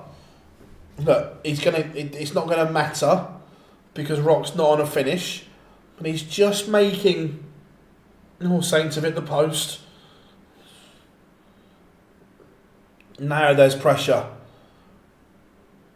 18 for double 16 or 10 for tops? 10 for tops for Gilding. Back end of this leg, he's made a mess of it, but that's clinical. 2-1 Goldfinger leads. Marco, thank you very much, my friend. Glad you are loving the videos, and if you are anyone else is new here, we are Online Darts. That subscribe button is begging for you to be hit as we try and get to 50k as quick as possible here on the old YouTube. Look, one day it will be great to have one of those 100k plaques sat behind me.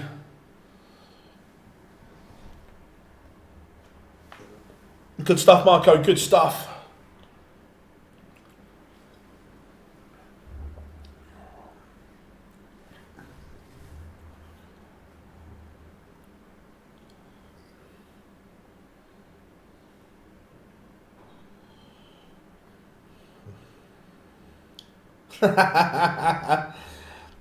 Nah, Ian, it's go on, Tottenham. It's the thrill of the chase of getting there, Ian, isn't it?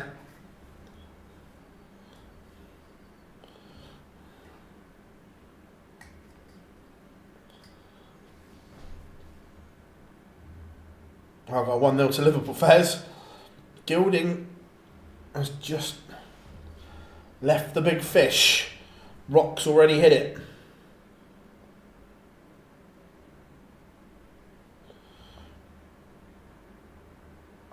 Can Gilding?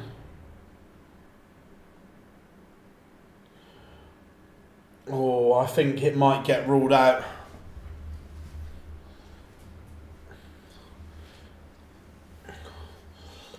By the law, I think it might get ruled out, but look, I'm on a stream. Can someone tell me if it's ruled out or not? Because Solanke looked in an offside position, but I don't think he's affecting Ramsdale's vision. He ain't getting there. Oh, that goal given. Thank goodness for that.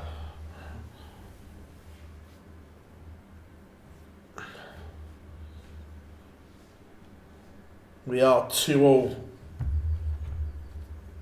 between Rock and Gilding. Josh Rock has not made any impact on the Gilding throwers yet.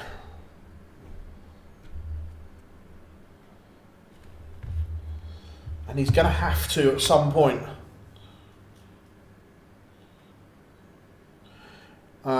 Phil, are you for Rock? I don't mind either, to be fair, Marco. Look, Gilding on his own throw here is not giving Rock any chance whatsoever.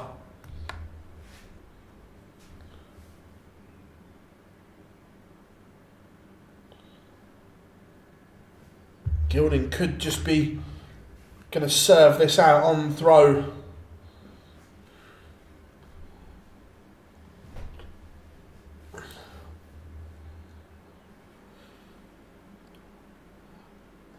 Yeah, 1-0.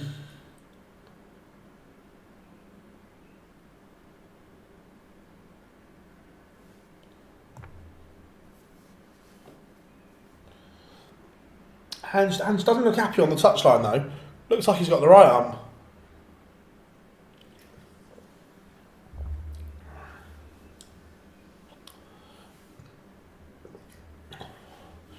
Gilding leads once more, dominant.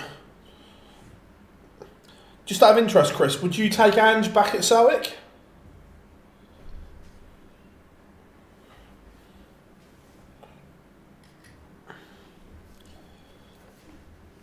No treble for Josh Rock. And he's just opening the door. Fulcrum, yeah. Any news on MVG? Not yet, no.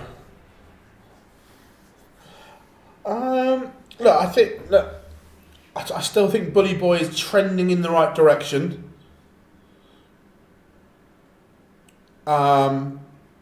Then look, he has the ability to, but needs to get that shoulder fixed properly.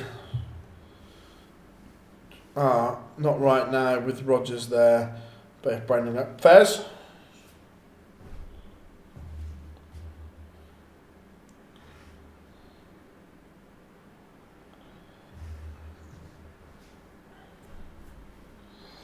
I must admit, I would be surprised to see MVG, and if he wins or gets to a final here, I would surprised to see Luke Humphries on the Pro Tour as well.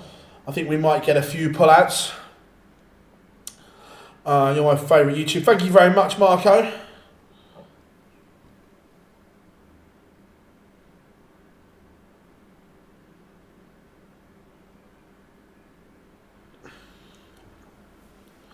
That's the thing, and this isn't just Ange, by the way, this is just managers in general now, that they all think that Pep and Klopp don't particularly have plan Bs.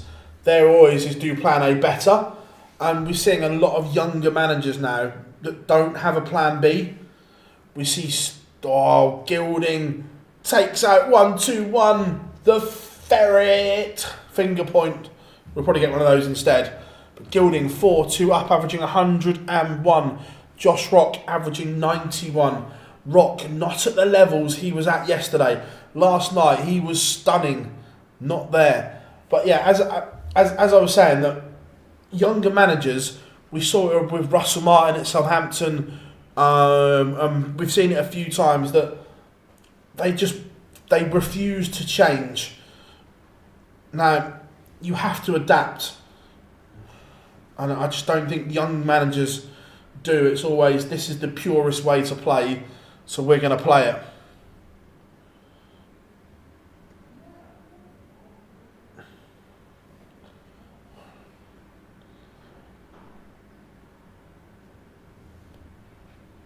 Josh Rock needs to find something, and find something soon.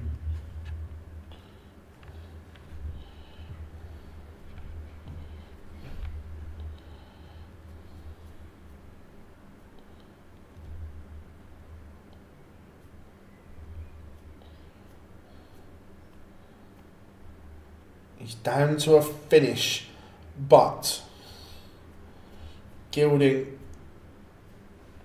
can get himself on something a lot lower. It is going to be an awfully lot lower.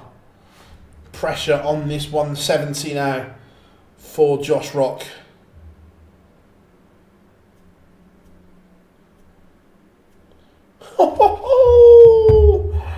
Hello! It's his second 170 finish of this match. He instantly breaks back. It's raining 170s for Rocky. Reel it in.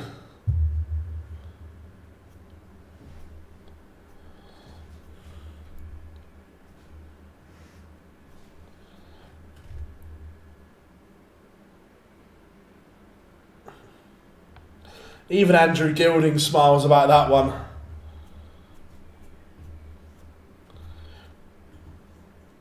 Right now, Josh Rock would be winning Fishermania. That's for sure.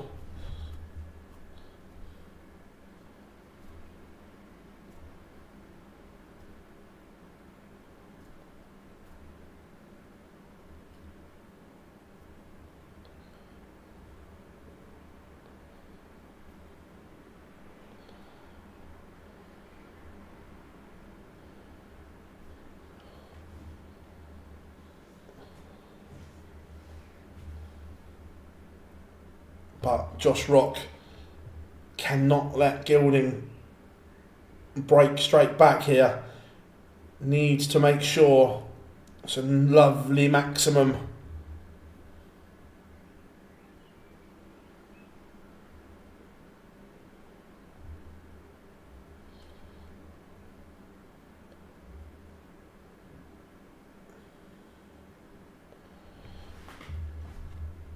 Advantage Rock in this leg because he has the darts.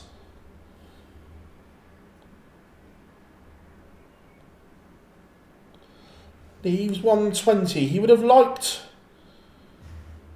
to have been lower than that because the pressure from Gilding has been applied. 140 to leave 72. Rock needs a treble. Finds it. Tops. Misses. Gilding is going to get a dart at tops to break straight back.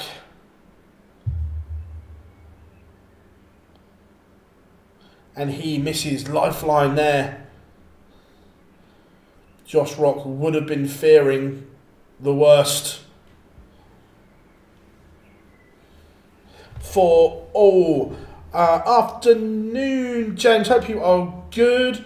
Gilding's barrel's like twice the size of Rock's. Yeah, do you like the Rock dart shirt? When you know the meaning behind it, I don't mind it. Look, that bit is still a bit over the top, but it's growing on me.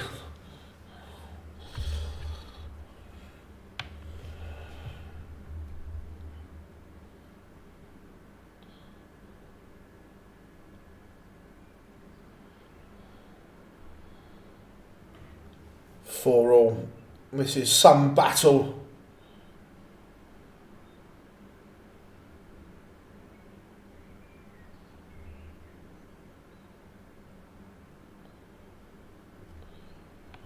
Gilding in control on his darts here. James, it's been a fabulous session of darts so far. Really, really good.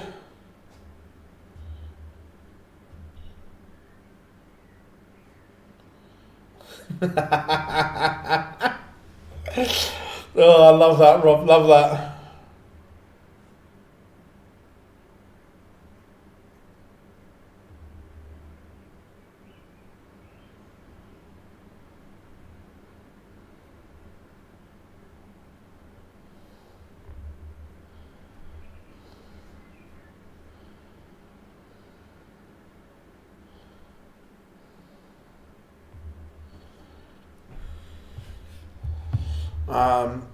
Do you think Humphries will end up on my world titles than MVG? I don't look. The world's is, it's such a different animal and it's so hard to win, especially now because it's over a longer period now as well.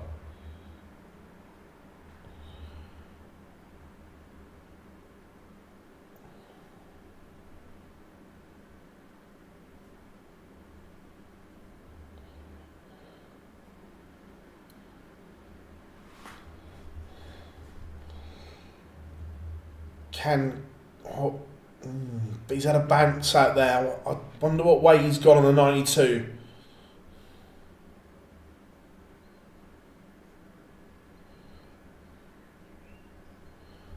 So let the stream pictures catch up. Gilding, one dart, and he's missed. This is the opportunity for Josh Rock. Which way did he go for the bounce out? Oh no, he wasn't. He threw it outside. He went double and missed. But Josh Rock is coming back and leads this contest.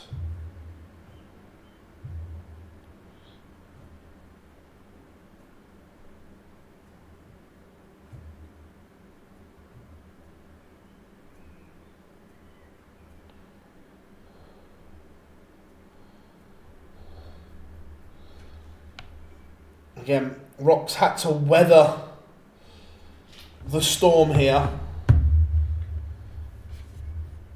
Gilding has thrown the kitchen sink at him, but Josh Rock has found the answers. It has been very, very good from Rocky, coming up to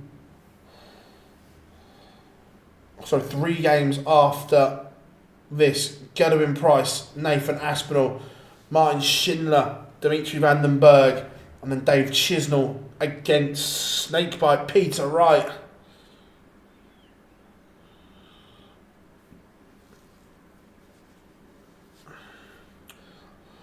Peak Humphries not close to Peak M. Look, Peak MVG is arguably the best dart player we have ever seen. I say arguably, people will say for, people will say against, but certainly Peak MVG is in the top echelons that we have ever seen in the sport.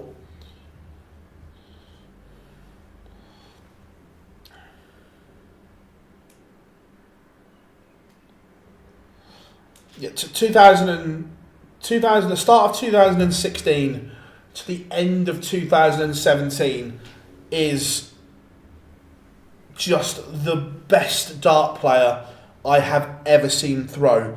That version of Michael was nothing short of incredible. However, do we see peak MVG again, Teresa? That's the $64,000 million question. I don't know, is the honest answer. Josh Rock has beaten Andrew Gilding. Do I want to see prime MVG again? More than anything. Do I think we're going to see it? I don't know.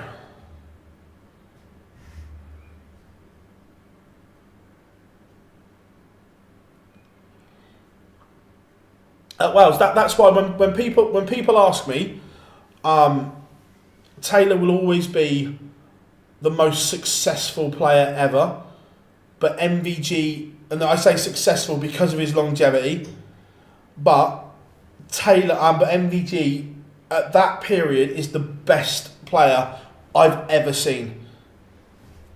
It was absolutely mad, and people go on about the set that Littler produced at the Worlds was incredible, as we all know.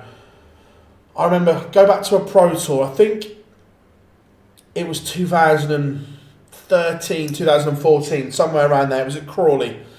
And Michael played Andy Hamilton in the final, because it was still 1st to 6 at this point. They hadn't upped it. Andy Hamilton was 5-2 up. And the spell of darts I saw MVG throw, he went 11,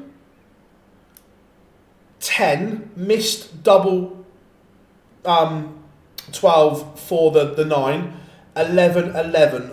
It was just ridiculous. Yeah, it is due to the wrist injury. Peak MVG against Peak Littler, first to 100 legs. Yeah, even I'd throw Prime Anderson in there as well, and that's why I go back to the top end of the game isn't as good as what it was 10 years ago, when you had Taylor, Barney, Anderson, Lewis, Michael, that they were all just going at it hammer and tong. It was superb.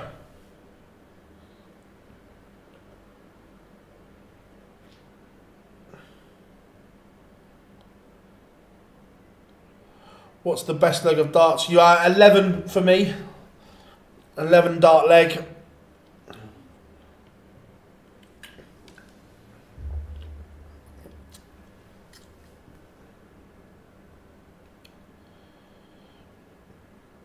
Yeah, Teresa, that's the other thing, that because the standard has dipped slightly at the top, there are more winners.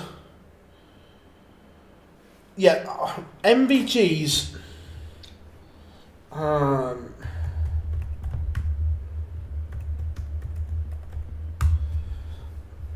trying to think. Was it his 2017 Worlds or? Yeah, so when Michael won the Worlds in 2017, I'm going to take you through his averages and his performance. So, round 1, he beat Kim Valian from Finland, 103.34. Round 2, beat Cristo Reyes, 105.24. Third round, beat Darren Webster, 104.44. Quarterfinals, beat Daryl Gurney, 103.08. Semi-final, beat Raymond van Barneveld, 114.05 over 8 sets. 114 over 8 sets when Barney's averaging 109. And then in the final, he's beating Gary Anderson 7-3 with 108.06. Anderson's averaged all but 105. That is just arguably the best tournament of darts I've ever seen from an individual, especially the World Championships over set play and the gaps between them as well. It's not like that, and I'm not disrespecting anyone's match plays here, because the match play is an incredible tournament to win, but it's only over a week. You're not going home. The Worlds, Michael probably went home twice. You've had Christmas, you've had New Year. To do that over that time period is just ridiculous.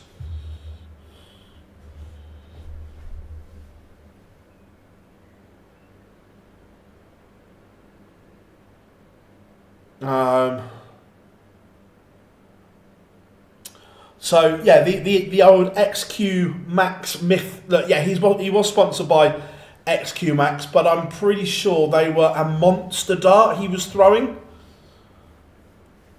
At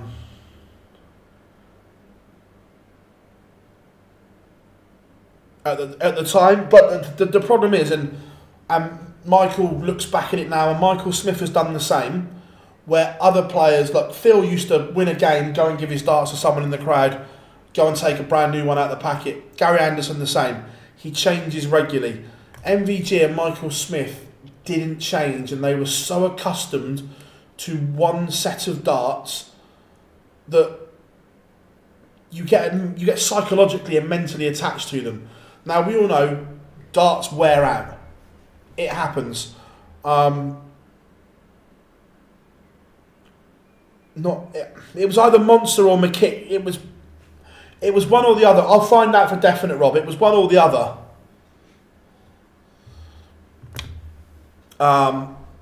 And look, darts wear out. Where they're chinking against each other all the time, the grip wears out, they become lighter. When Rob Cross moved to Target and they weighed his original set, they were all 3 completely different weights because of the wear of them. Now, when Michael changed to Winmore, it was a shock, because the same as Michael Smith's a shock, because you're not throwing something that you've thrown for so long. Where if you're used to throwing a dart, and as in, right, give it away, throw a new one, give it away, throw a new one, you don't get attached to them. The other side to that is Michael van Gerwen's Old Faithfuls, as they've been nicknamed, they are the most successful set of darts in history because he won all those titles with them. Phil used to give them away, so you never knew what thing got a new set and so on. Those darts won everything.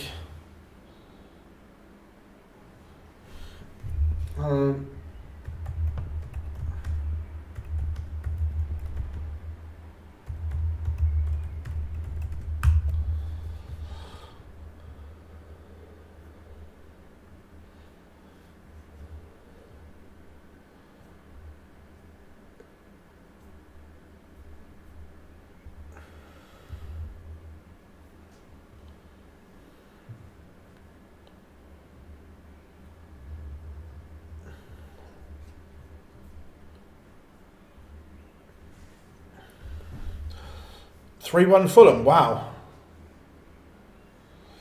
I wonder if Littler was... When is the release? Hang on a minute.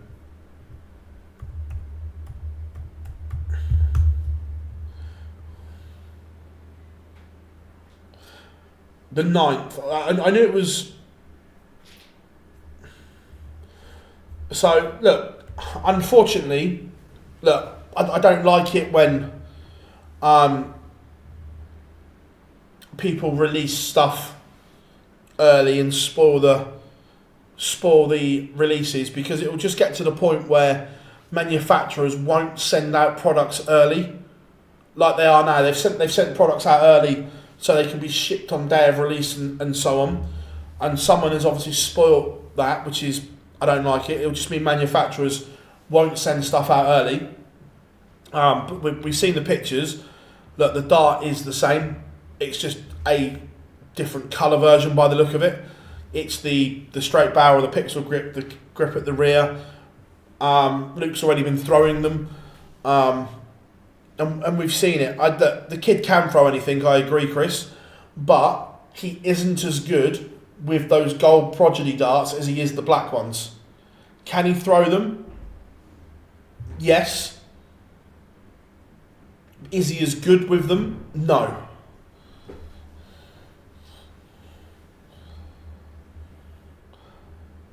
It's lazy from Target to a point, but every manufacturer in the current thing, that I think this might change because of leaks, sends stuff out to retailers early.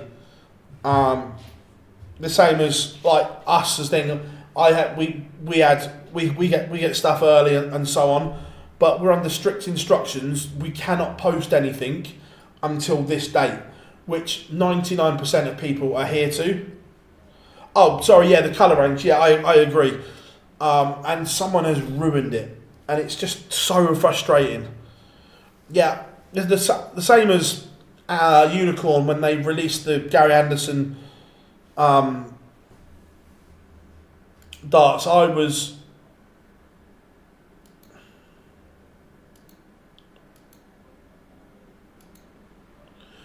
price versus Aspinall. I wanted something different, and look, the Luke Littler World Championship range. Does he have to throw them? No, because they will sell anyway. They're Luke Littler branded. They will race off the shelf. Yeah, I'm with you. I wanted something different and maybe even collectible.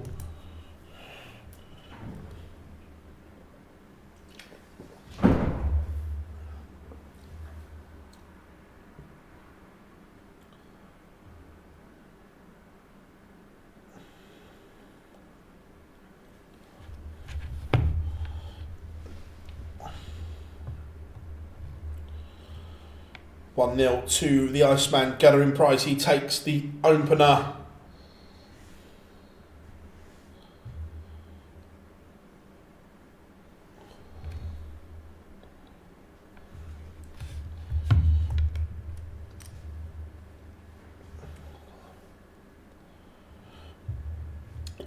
It's not 5-1. I've got the scores up in front of me, Chris.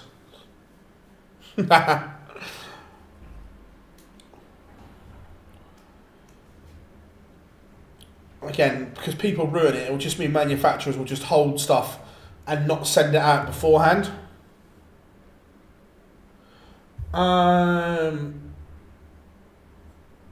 That's a...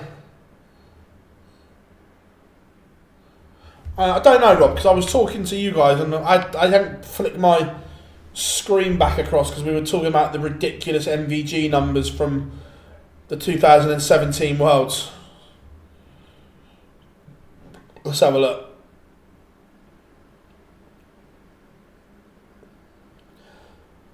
Right, I've just seen the headline. Spurs denied a second after 5 minutes VAR check for offside. How can something take 5 minutes? That is the most ridiculous thing I've ever heard.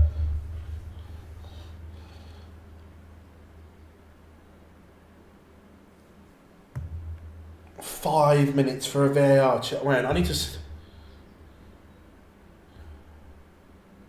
to be fair, because my stream is so far behind, I hadn't seen it. Right, let's have a look. Can I tell if it's offside to the naked eye? Let's have a look.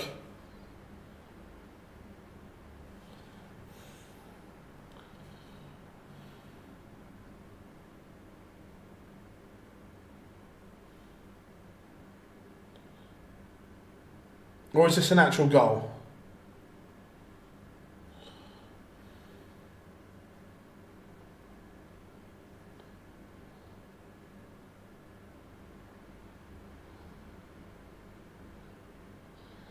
Actually, I think this is a goal. I think we are 2-0 up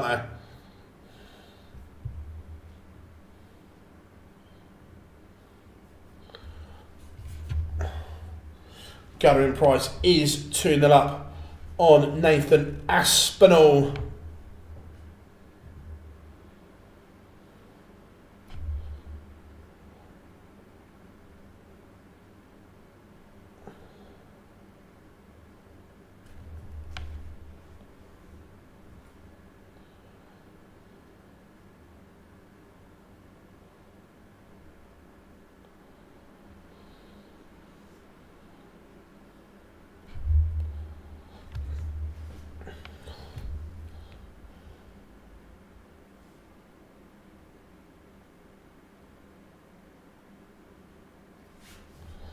Trying to find a picture of our goal that's been disallowed.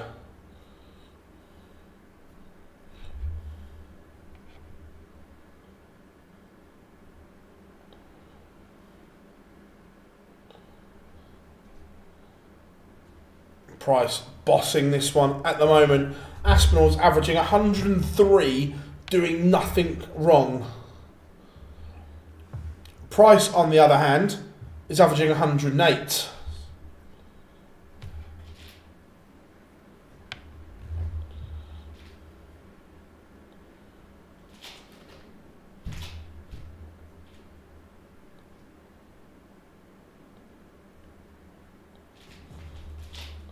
Aspinall back in this one.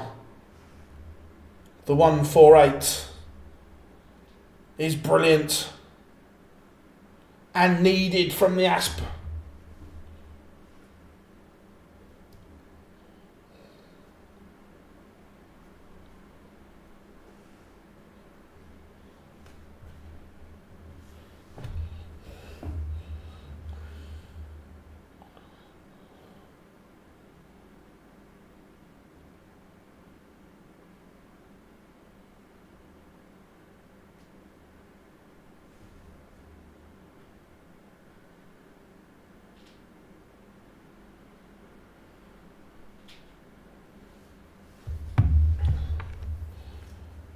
Been a great response from Aspinall. The averages have now plateaued where they're level, both 106. This is very good from the pair.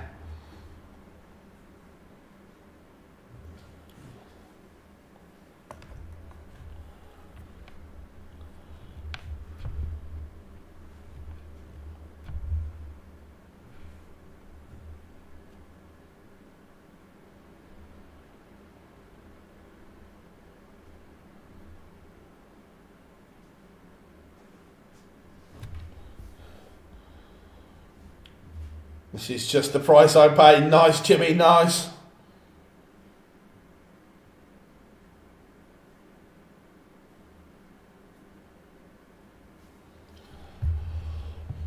Aspinall on course here.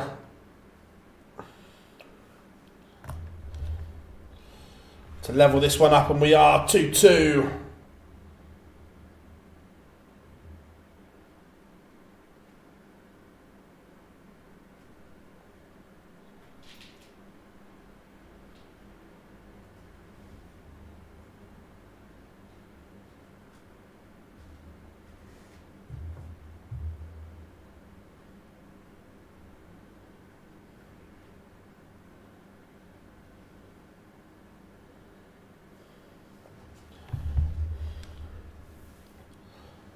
Aspinall, he's going in one direction and Price has just dipped.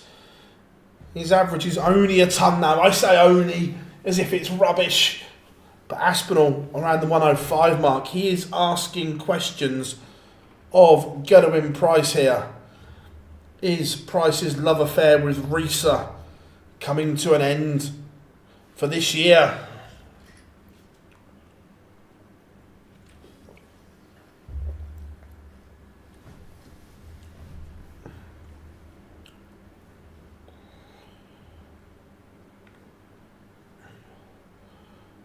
Or is it just reignited? A massive maximum from Gilding Price just when he needed it.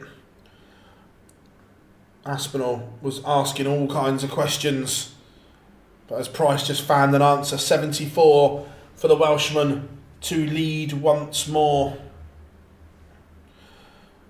Price back in front. What a little spell.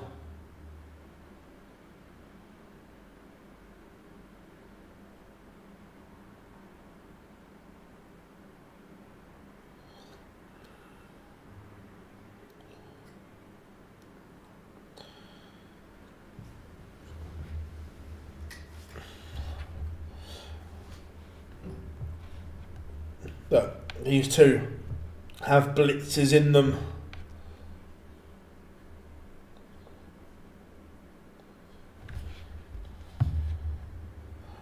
How are we doing, Daniel? Hope you are good.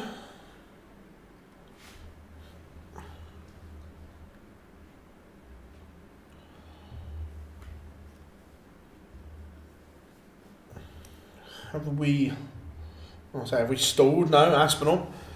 But Price is now threatening a break of his own.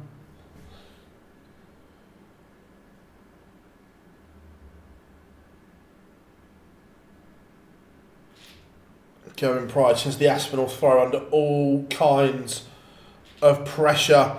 Yes, we will do something from New York. I think Price wins, but it wouldn't shock me if Aspinall, to be fair. Look, Aspinall's playing well here. But the last two, or the back end of that last leg and this leg, has been clinical from Price.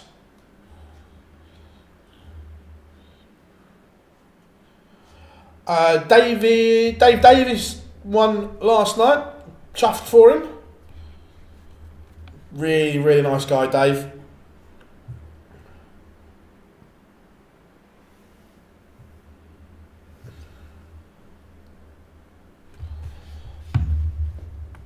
Topped for Price and a 4-2 lead. It is 4-2.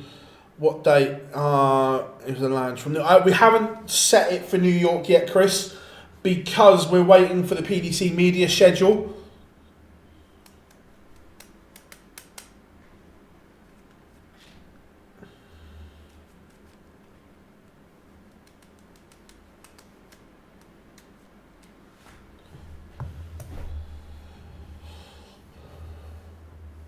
Aspinall not rolling over and having his belly tickled. Fighting back here, but fighting back against an Iceman that means business. Both of them playing some lovely stuff here.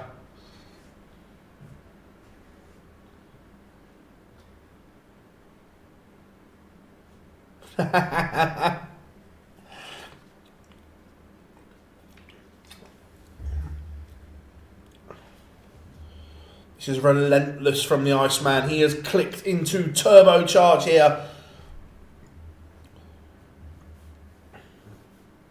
Aspinall, though, is going with him.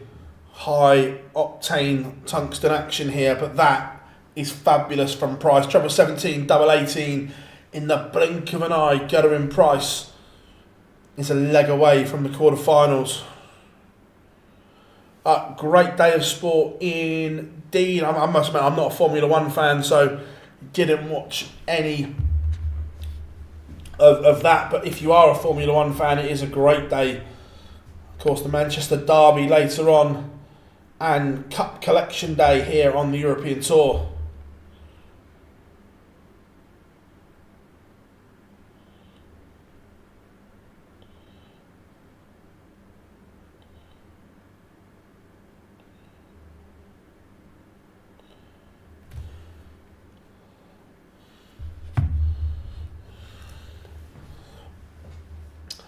No, I like cricket, Chris. I'm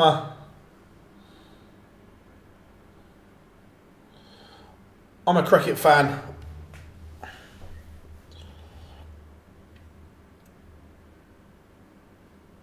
Price eyeing up victory here. 261 points. What did someone say something to get something's happened? I haven't got sound on, so I don't know.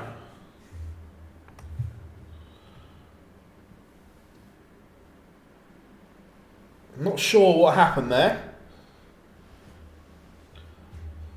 But Aspinall has asked the question, what a setup, the 171 to leave double 10, and Price is not going to take out the 121.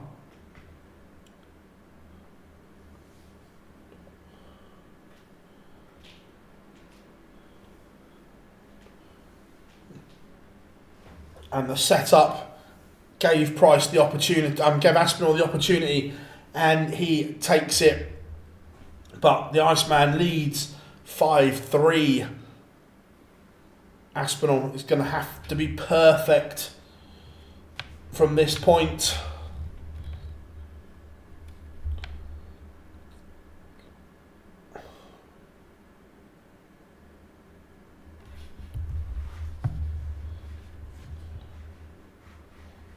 And a poor visit has just opened the door for Aspinall here.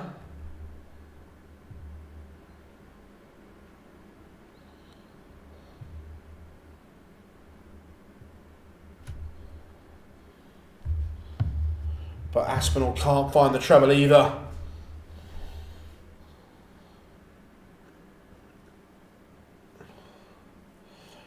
Well, it's just getting a little bit scrappy. Bit of scrappy do. That will suit Aspinall. He loves a scrap.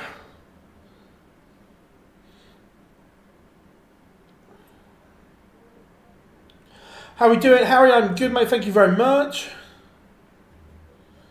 Is that German caller supposedly doing some operatics when he doesn't do? I'm not sure. And there's the maximum from Gilding Price. It's a whistler in the crowd. Cheers, Ron. Thank you very much. I haven't got the sound on, so. But 76 for Price to win it.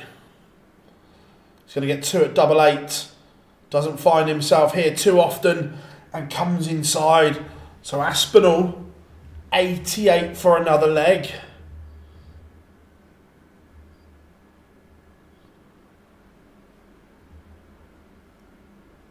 Treble 20, double 14, single 20, single 18 ball.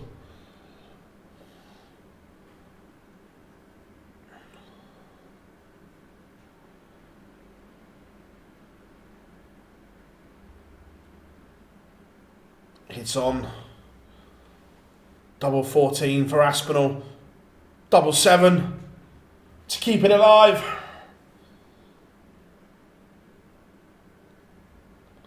It is game on.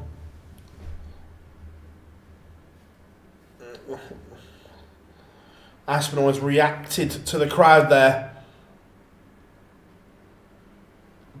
and reacted big time. They were whistling and he's told them exactly what he thinks.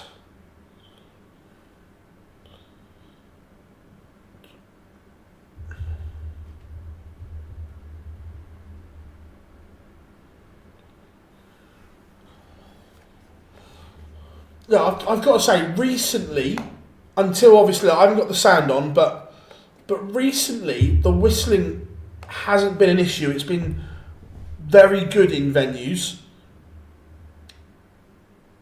but obviously is an issue at the moment.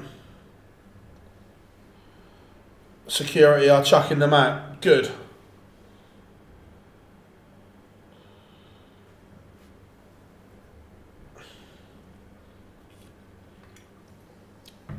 Yeah, they are running a bit behind.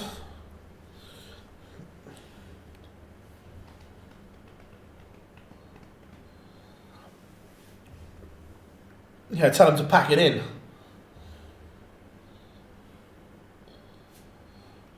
It looks as if it's last leg decider time. Or is it? Aspinall gets first go at 1-2-8 for 5-all. Price sat on 1-2-1 to win it.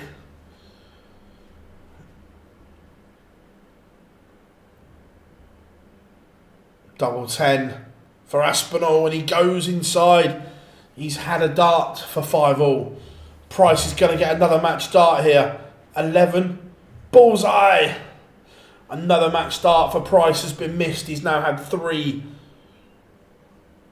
to win it. And Aspinall pins double 5 and we are level. Geraint Price has missed 3 match starts across 2 legs. Now it's a shootout. Who is going to hold their nerve? Price has the darts. Aspinall will need to break. They're both averaging well over a ton here.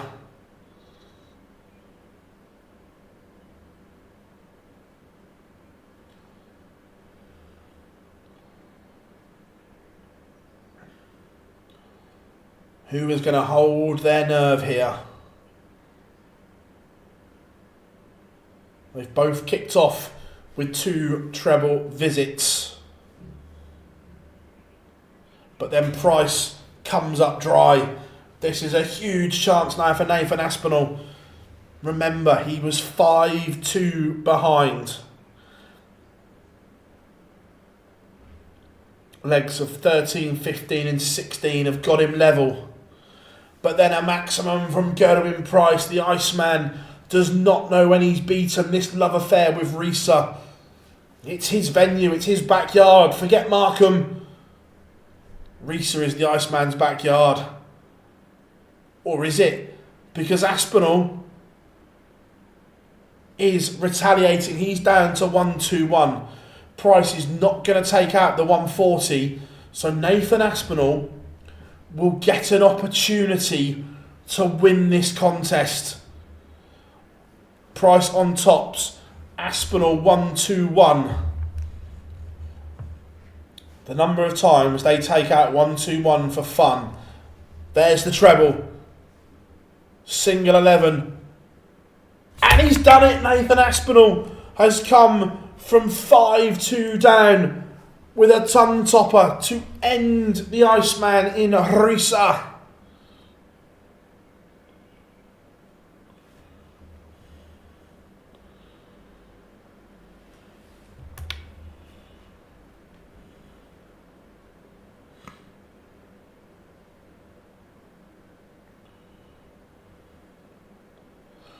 Price will be kicking himself.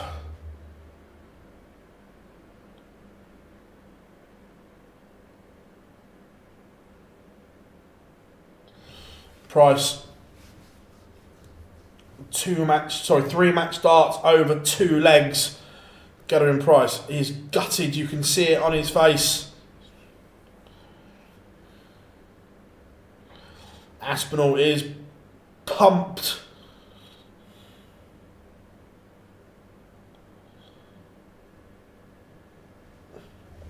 the incredible 1-2-1.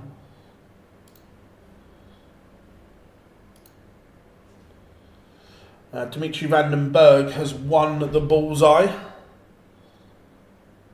The resilience Aspinall has got is incredible.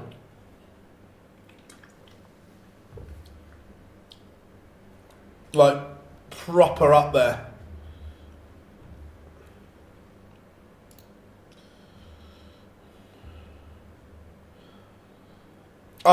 Joe, it is right up there. That final is outside.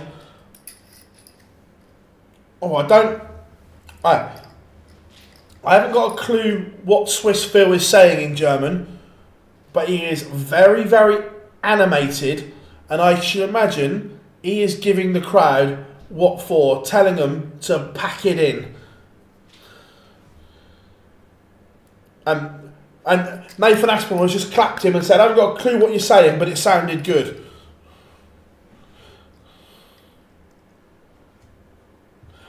Yeah, it was literally like a war cry from Phil Brzezinski.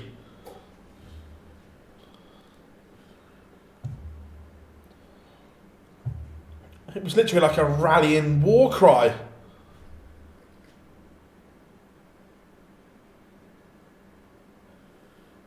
Right, Like it or not, you have a better day when we're playing good darts.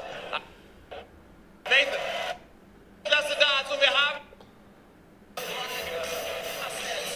klasse Darts und wir haben hier ein paar Leute, die in der Situation nichts Besseres zu tun haben, als da reinzupfeifen. Es ist wirklich, sorry, an Dämlichkeit nicht zu überbieten. Wir wollen doch, dass die Jungs hier... Go on, Phil, you tell them.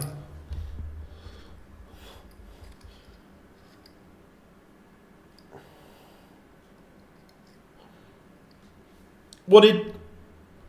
I heard the bit where he said you guys have a better time when we're playing good darts.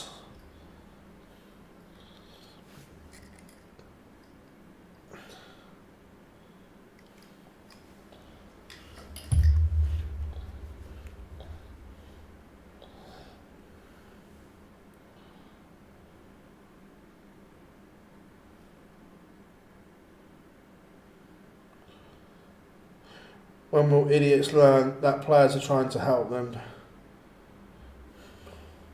Fairs.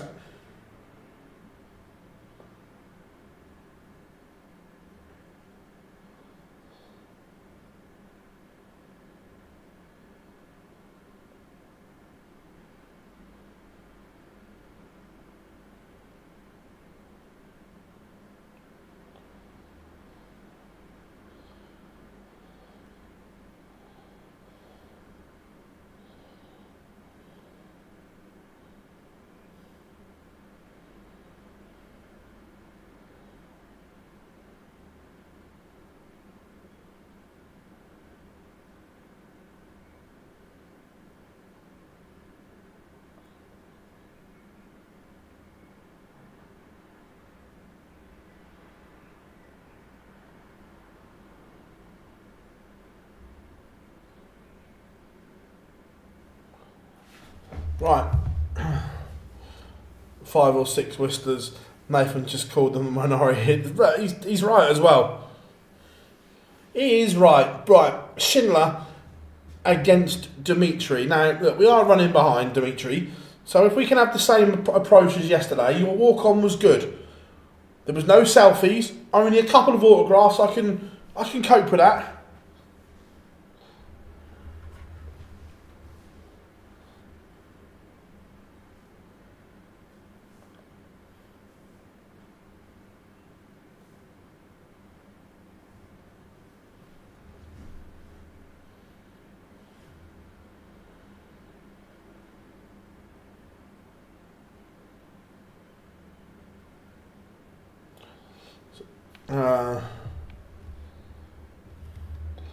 Is that what it was? I haven't got the sound on, but you could see that Aspinall was annoyed as well.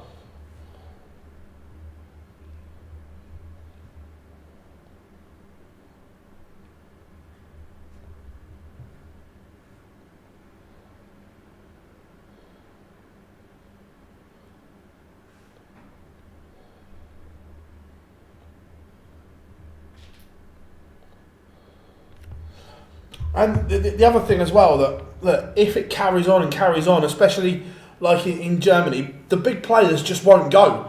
They'll just go, sod it, I'm not going. Well, I've got to say, in the main, in the Premier League, since there was the issue, it's been a lot better, I have to say.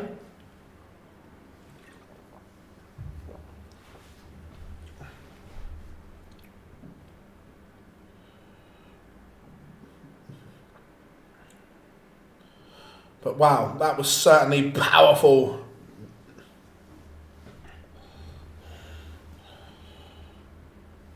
Right, what are we saying then? Shindiggity or Dimitri? The Wall or the Dream Maker?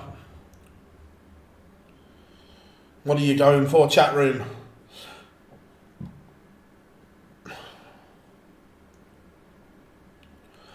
They were whistling like ridiculously, Aaron.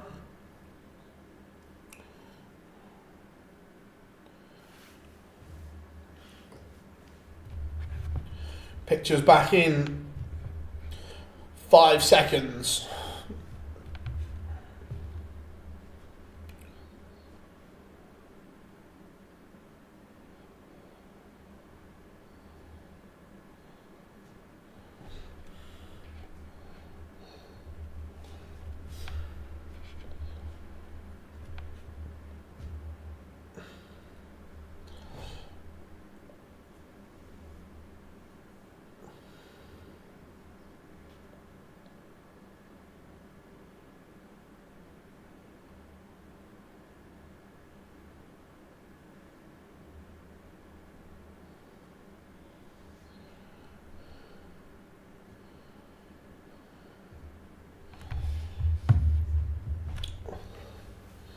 Going Price at a front line average of near on 113. That is very good.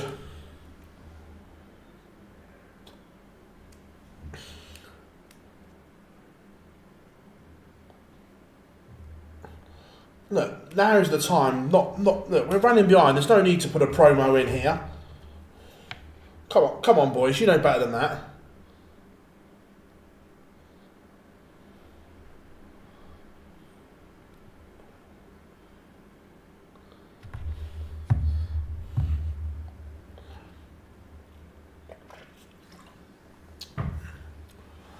So,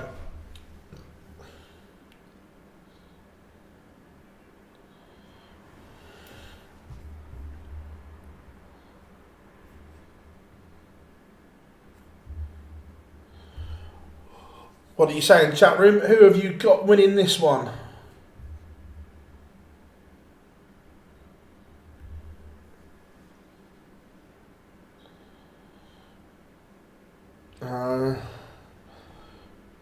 Should bid for the rights on the Euro. I'm pretty sure it'll be expensive.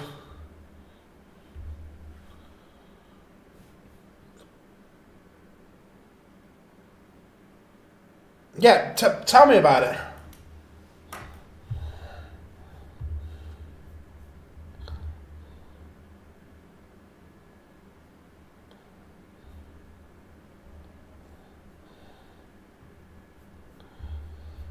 Not sure they understand.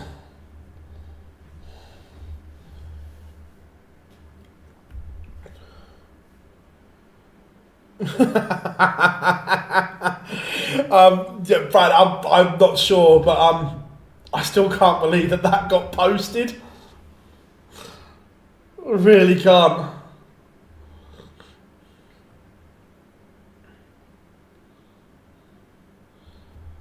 Oh. Yeah, the fact that got posted was mad.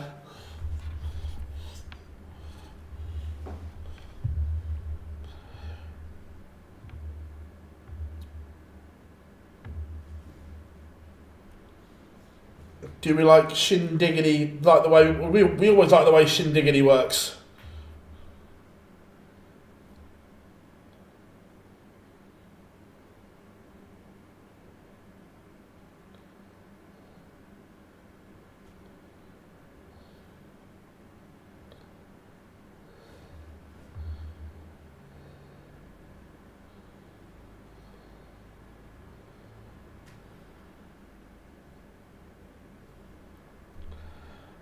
What did I miss? Swiss Phil. Basically, the crowd were being idiots, and then Swiss Phil went on stage and gave them an absolute rollicking.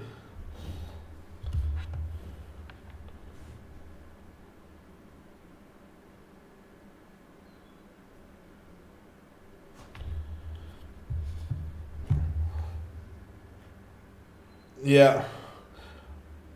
Oh, did you... Wait a minute. Let me find the picture.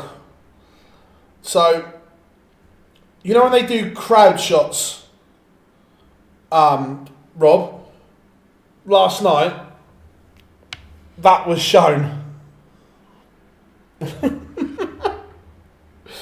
Oh.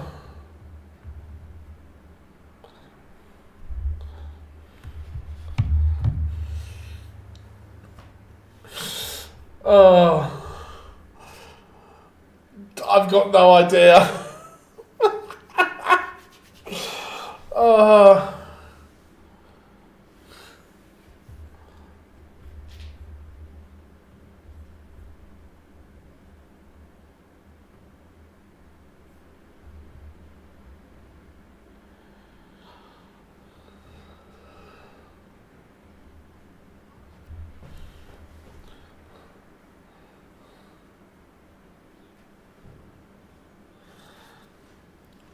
It's just... It's funny.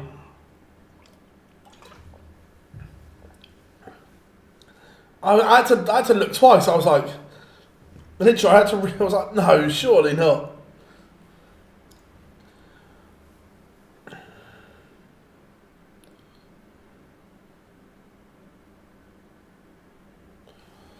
Right, Dimitri, that's 2 autographs. That's enough now. Come on.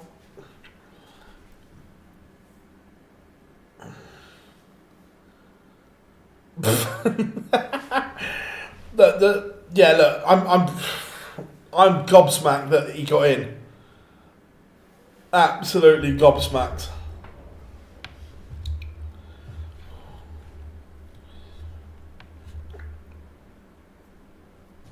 Right. Both players are now on the stage, which is obviously good. Right, Dimitri, stop dancing now.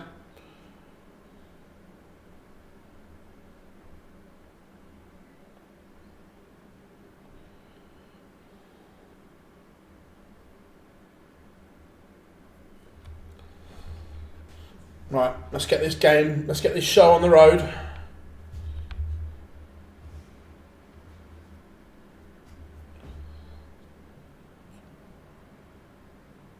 Fulham are all over Liverpool. I'm not watching. I've got the scores up, but obviously I've got the Spurs game on.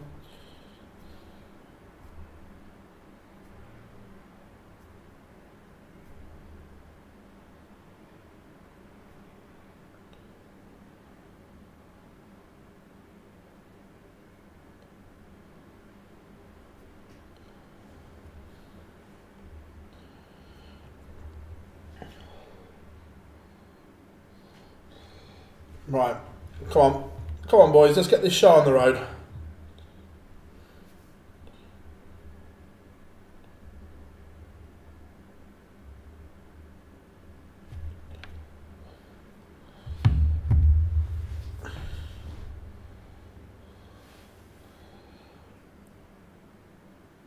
Phil, your least favourite of the Sky... Oh, controversially,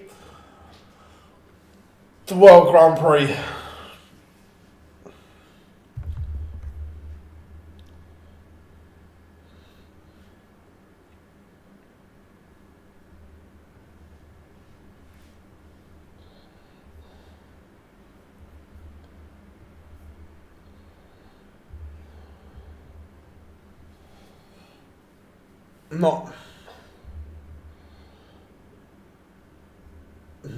Not a massive fan of the Grand Prix. I'm not sure why either, because the format should be good, but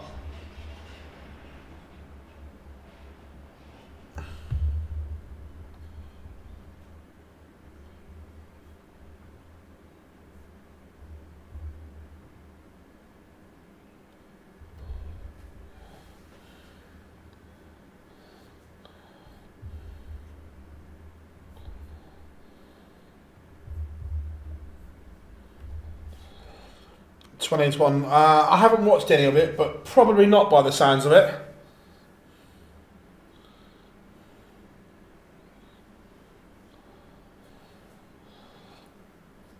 Right, Dimitri, first go here at 146.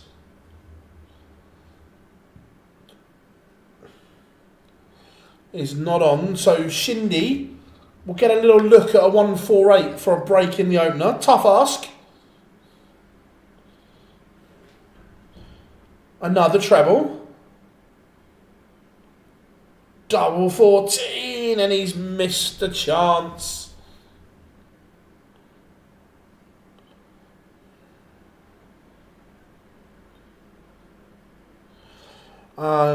There should be some pro tours and or Euro tours that are double and double A. I'm quite a purist, to be fair. I like the Pro Tour just being what it is, but I understand the sentiment and so on, but for me, I like it as it is. Dimitri Vandenberg has missed a golden chance, and Schindler has broken in leg one, the German, the wall.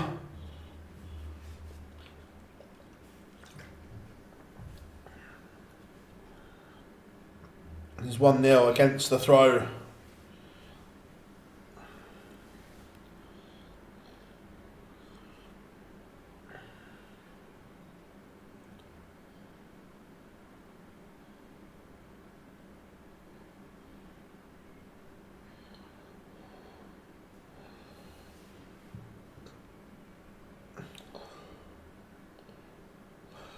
It doesn't make any sense to me for every qualifying event for a double-in tournament as a major as a single. Look, I get the thought.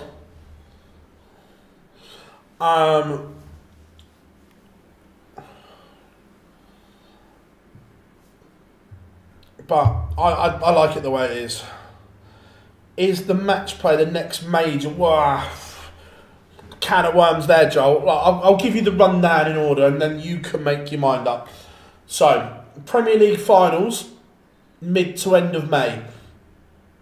World Series events, don't worry about them, even though New York is the best. World Cup starting on June 12th.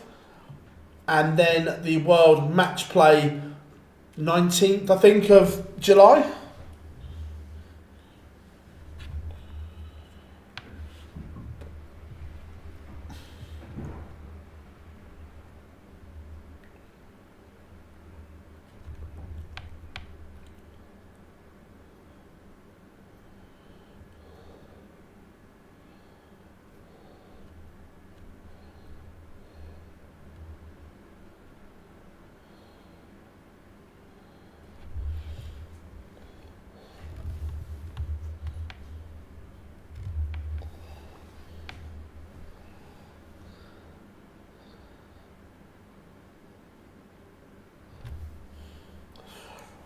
Right, just so you all know, hot off the press, the general gist of we got from Swissville, I actually told them they are, and it's beyond stupid.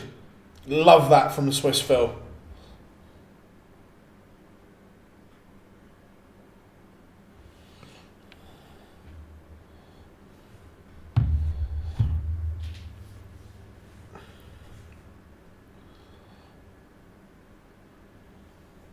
It will be Luke and Luke in the World Cup, 100%. Do we think KDV will end? I think he might end up in the States. I think he might end up in the MLS. But look, I get the money on offer from Saudi is ridiculous, but the lifestyle in America is better.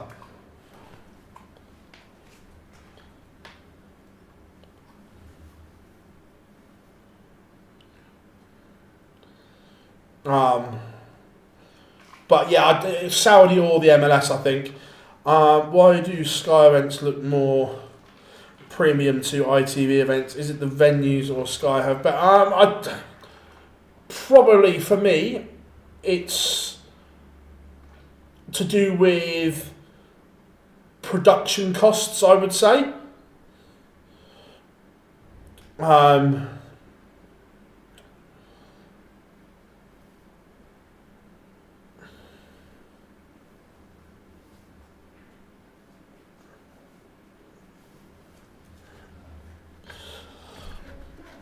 To be fair, there are parts of the ITV production that I do prefer.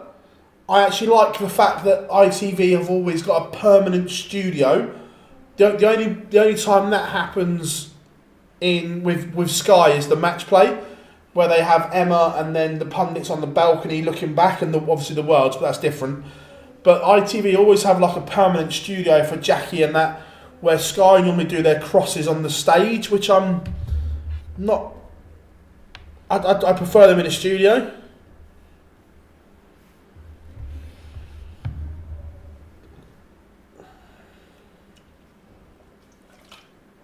Shindiggity is bossing Dimitri Vandenberg here.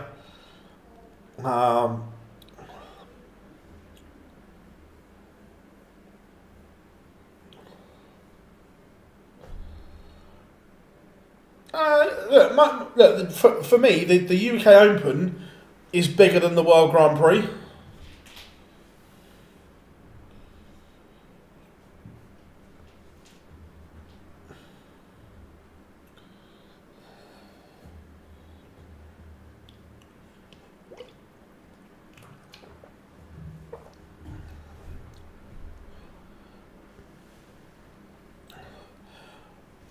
Bigger because the prize money comes from the Sky deal.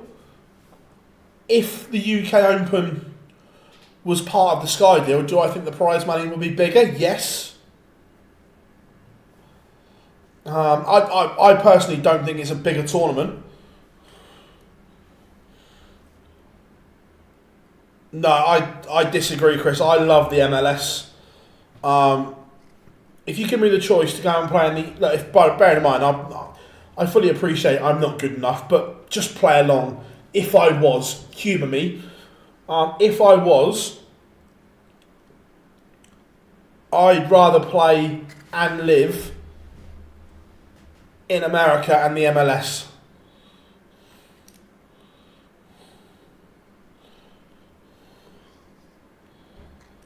Granted, the money will be better in Saudi, but money's not everything.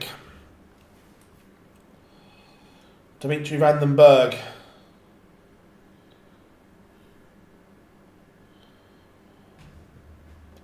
To get a leg on the board.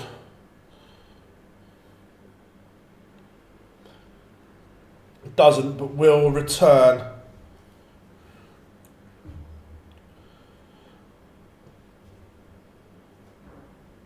I look from a money. Oh, that's not good. Dominic Solanke looks injured. Marvellous.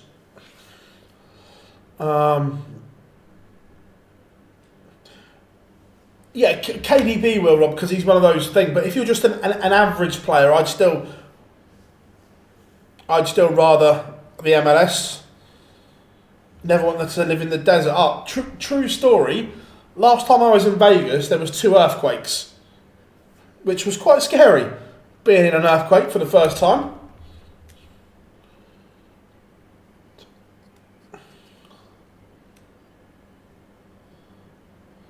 Oh, Dimitri. He has had all the time in the world, but has missed double after double after double. Martin Schindler looking at tops for 5-0. It is 5-0. Martin Schindler knows the drill. He's getting us back on time, isn't he? I'd love the Las Vegas Desert Classic to return.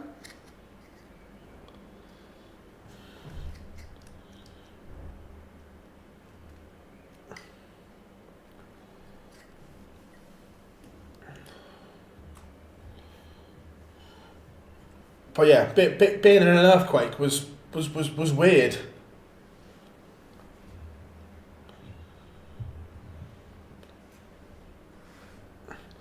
Dimitri Vandenberg missed 7 darts to win that leg. And now he's staring down the barrel of a Sunday bagel.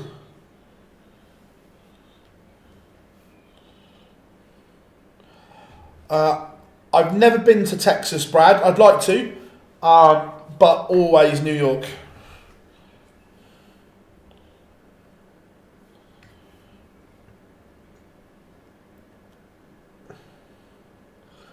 Will Dimitri make it into the top 16 before the World Match Play? Not for me, no.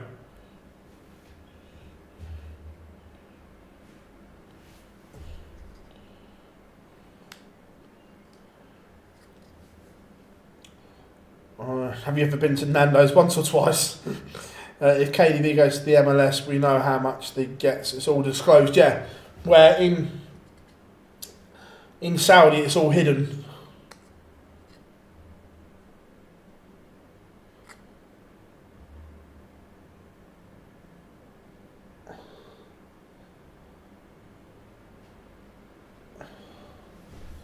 And it is 6-0.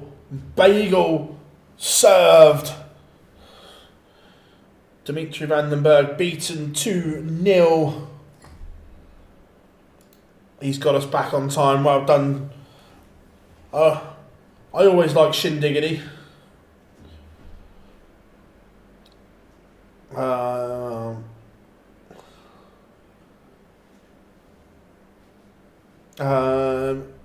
New York is our version of London, Texas. Fair enough, Brad. Fair enough. To be fair, I've always found New Yorkers absolute incredible people. I'll tell you what, Ramsdale's got away with one there.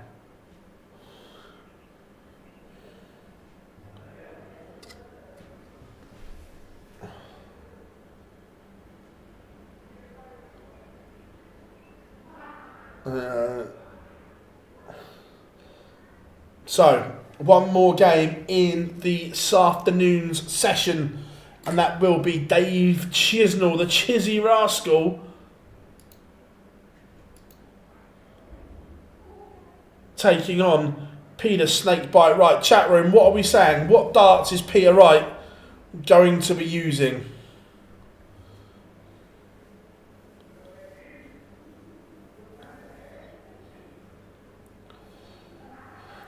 Yeah, but Chris, Saudi only has the players it's got because of the money.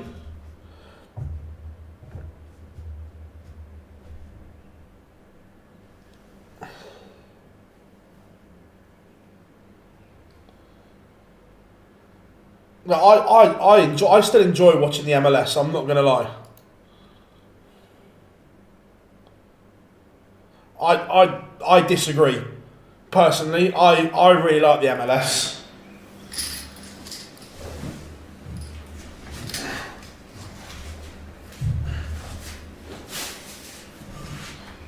Three, two, interesting.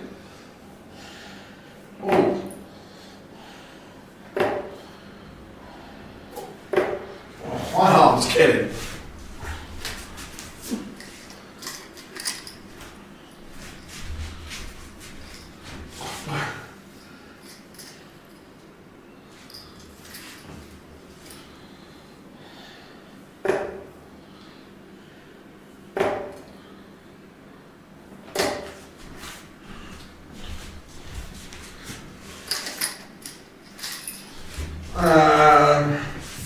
Chisel 6-4.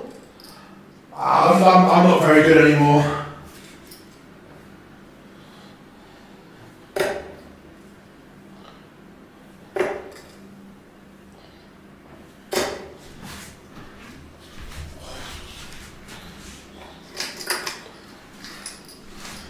Wow. Chizzy 6-2. Depends what version of both players turn up.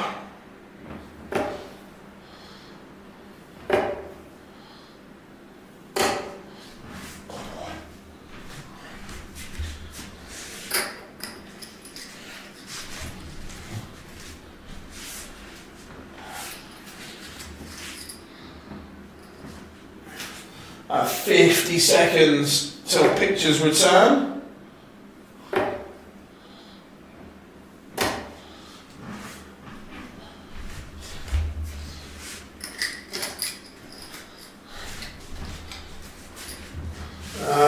say in the chat room, one game to go.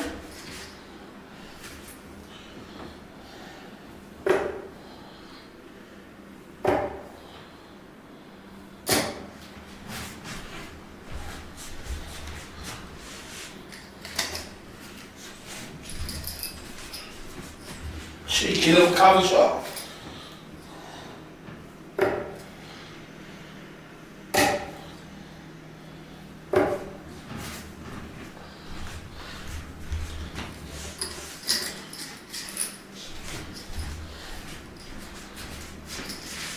Alright, pictures are back.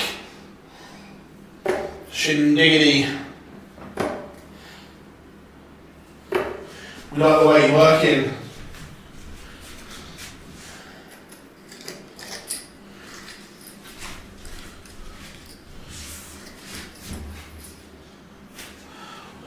To be fair, Dimitri's front line average wasn't horrific. He's doubling 0 from 10.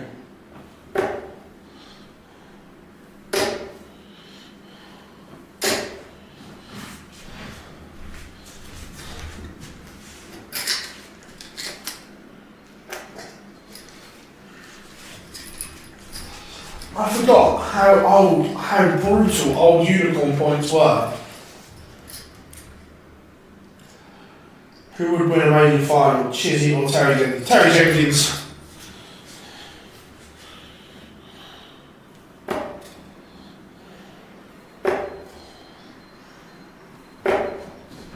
Right, Mr. Borozinski is there for the final time this session to get the players. So let's go like that.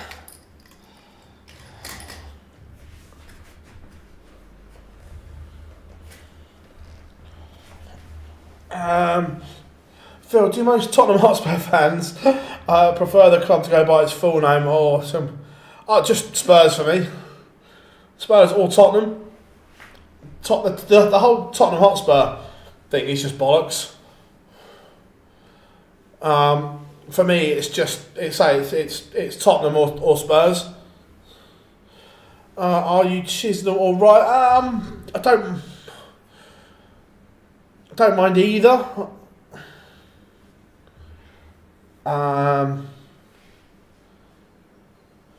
If and when KO returns, pop up on a triple A. Yeah, possibly.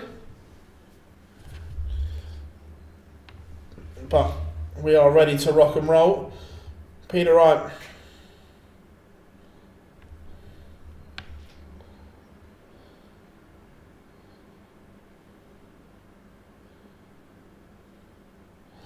We have a Gerwin Price Instagram post. Yeah, I've interviewed Terry Jenkins before. It reads, gutted to lose today, but so happy to be on the way home. Too much darts at the minute. Thumbs up, playing so well.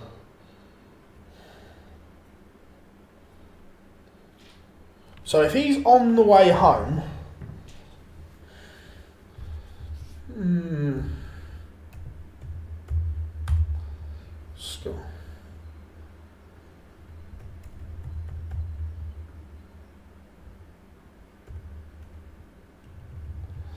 Let's have a look.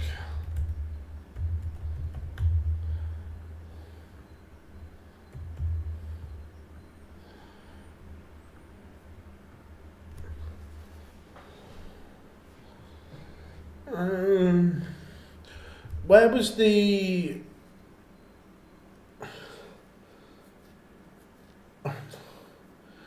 Do you reckon Price thinks about his post? Sometimes I think so. Would he fly? Probably London. It's probably easier to get to London. Don't want that one.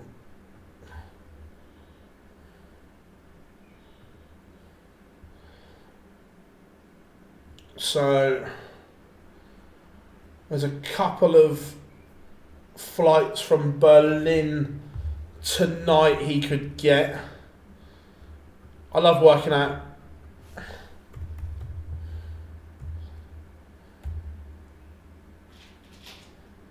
Hanover. Let's have a look. Can he get home from Hanover?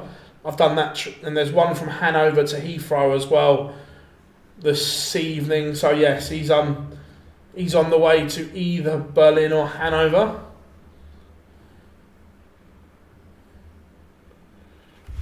And players are on the stage. Chizzy has the darts, and let's see what Peter Wright is throwing.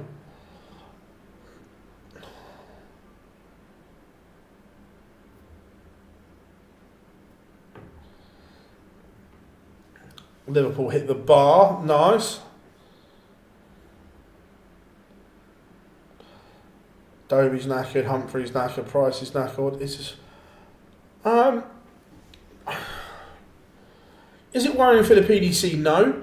Does it show that the Premier League boys don't manage their calendar well enough? Yes.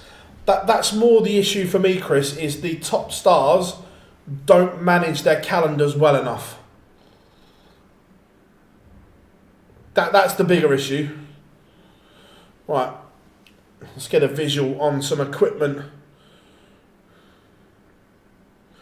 Chisnell has gone back to, I think, the black dart, which is his Gen 3, Stage 3, whatever they are. Peter Wright, what's he throwing today? He's gone back to the ones he started yesterday with. Correct. You've nailed it there, Chris, that a load of them turned up to Pro Tours they didn't need to, and things like that. So, is there too much darts? No, for me. Are the elite playing too much darts? Yes, but that's down to them. Look at Littler and MVG. I know MVG's injured, so that's a little bit different.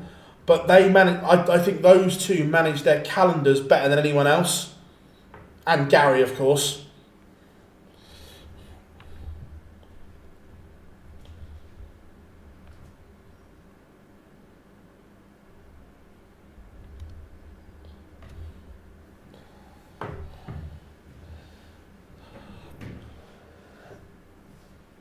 Peter Wright has got the Dave Chisnell darts under some pressure here in leg one from Snakey.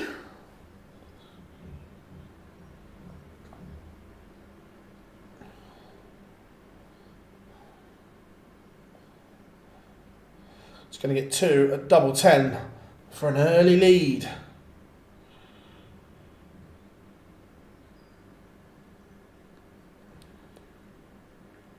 One 0 to Snakebite.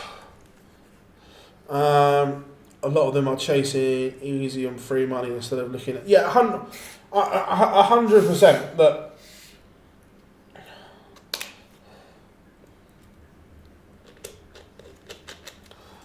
they need to be smarter. The top boys. I say for me the amount of darts isn't the issue. It's how they are choosing to manage their calendars.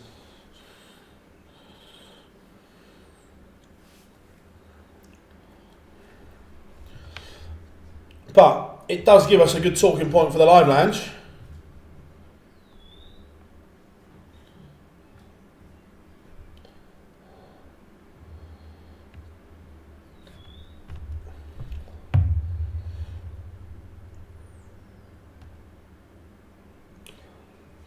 Chisnell averaging 67 at the moment.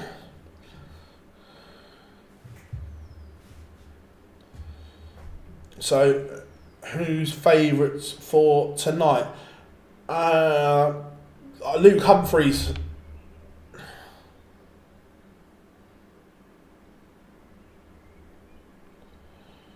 For me,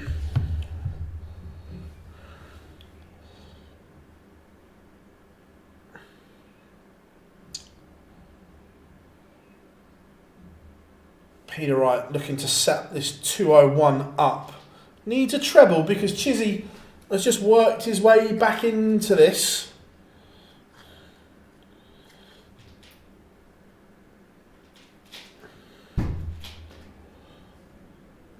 But Humphries, right, 141 We've seen this at the end of plenty of combinations before. It's even better if there's a couple of 180s before it.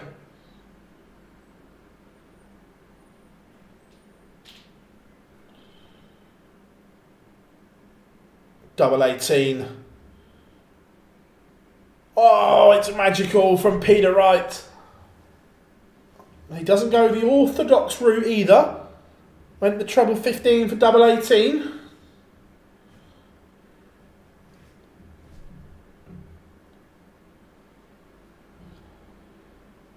Two-nil. Snaky.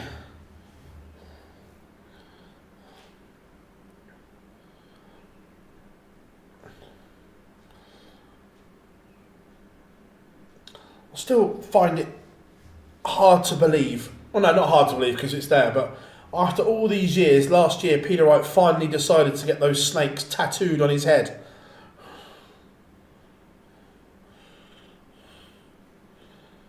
Oh my. Oh my. Let's just all calm down a minute. We'll come back to that in a minute. Let's all just calm down. Nothing to see here. Nothing to see here.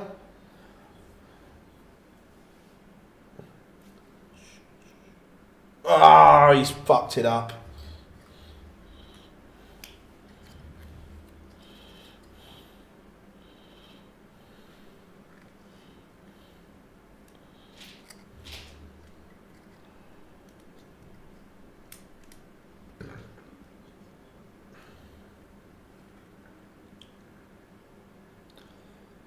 Yeah, I think Peter said Joe went away somewhere and he got one done one day, one done the next.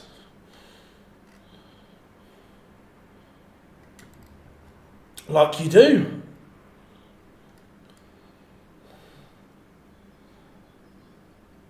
But Chizzy was on a 9. And now he's kind of made a mess of it. When did he get his head tattoos? Last year, after the match play, but before the Grand Prix.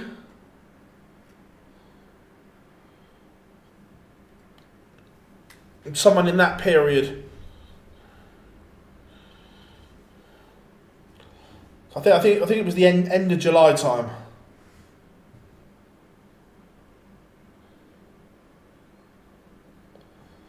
Are they actually? Yeah, they are, Rob. Yes.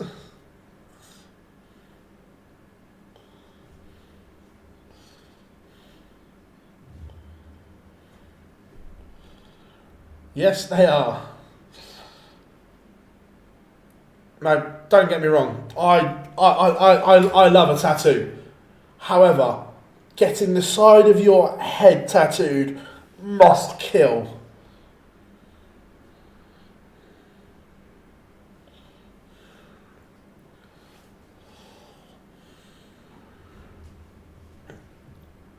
I'll say I've had one or two sittings, but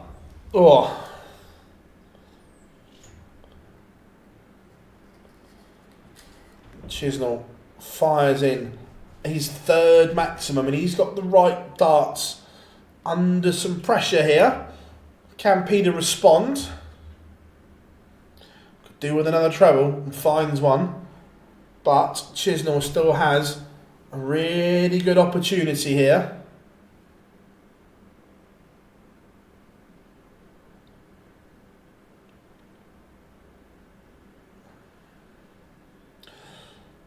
Ever been to that Knoxville tattoo? No, I did when I was in LA. I did go into Kat Von D's high voltage studio, but they didn't have any slots.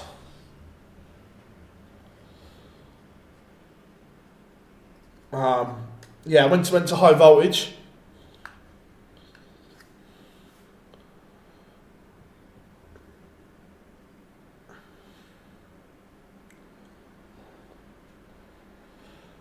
Ian's going to take out the 164.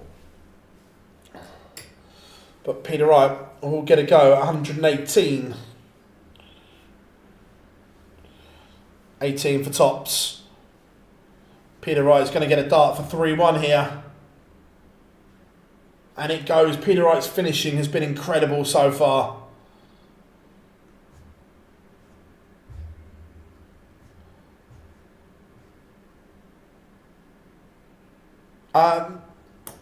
His finishing has been really, really good. No, haven't been there. You're $1,000 if you throw a 9. I've never thrown a 9, even when I could play. To be fair, so the food places in Vegas and New York are incredible. I remember the first time I went to New York, 2009, 2010, where it was. My brother and I, we ate in this like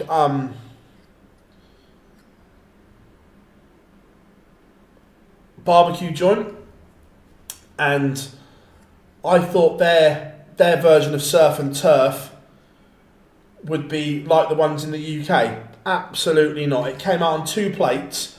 I had half a cow, half the ocean in prawns, and then the amount of sides were ridiculous.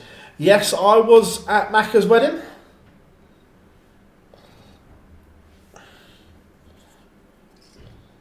Yeah, I can see why they're all obese, because I like food with the best of them, but even I couldn't get anywhere near that. It was mad. Chizzy can't take out 90, so Peter Wright is going to go look at this 96.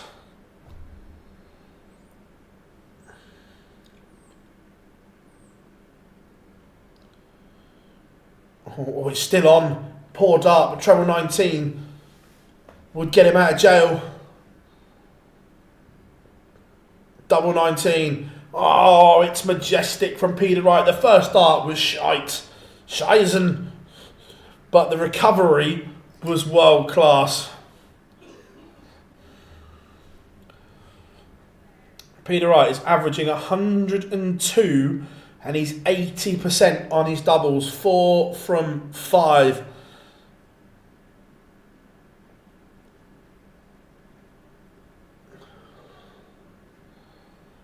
Will Whitlock be able to pick? Yeah, look, we think that Whitlock will get the nod for Team Australia.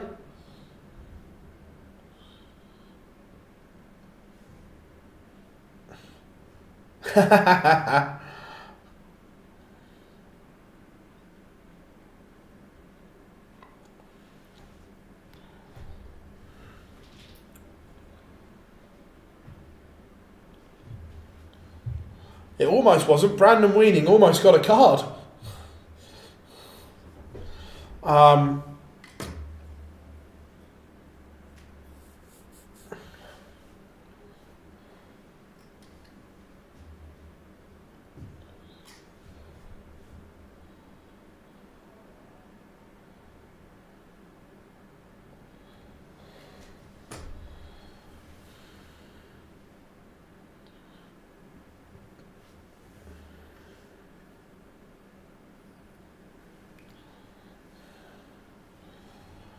'Peter Wright, the 170 is not going to go.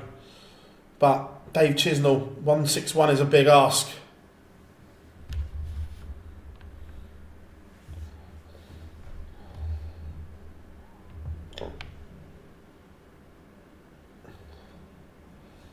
One, 2, 4. Peter Wright will return, but it's going to be under some pressure.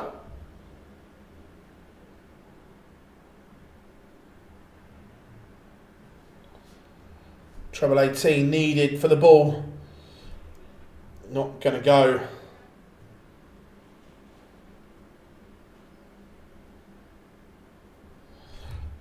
So Chisnell to start the recovery. It's only going to be one dart, and that dart will be at tops. And he can't hit Dave Chisnell. He's now relying on Peter Wright missing once again. 68 for Wright. I'm going for Luke Humphries, Marco. 2 at double 4 now for Snakey.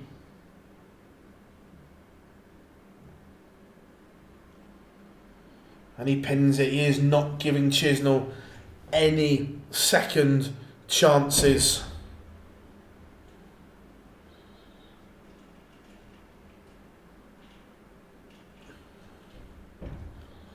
Peter Wright is a leg away from the quarterfinals, where he will face Martin Schindler. There's some incredible ties this evening. Luke Humphries taking on Wessel Nijman. Stephen Bunting, Karel Sedlacek.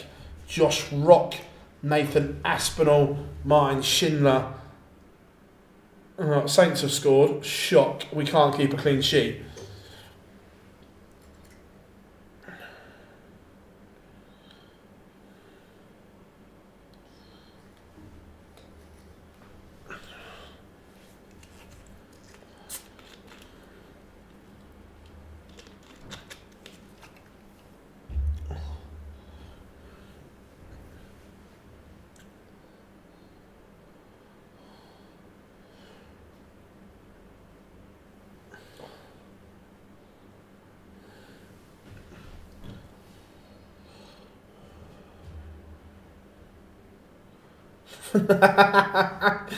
Look, I don't dislike the idea, Chris.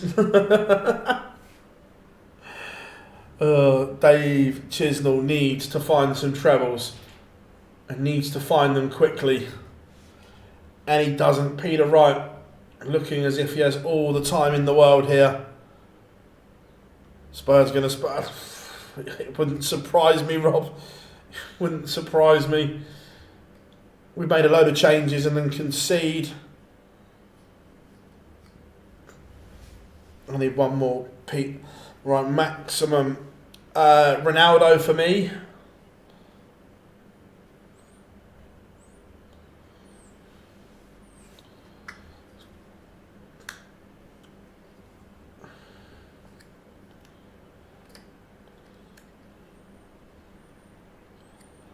Peter Wright.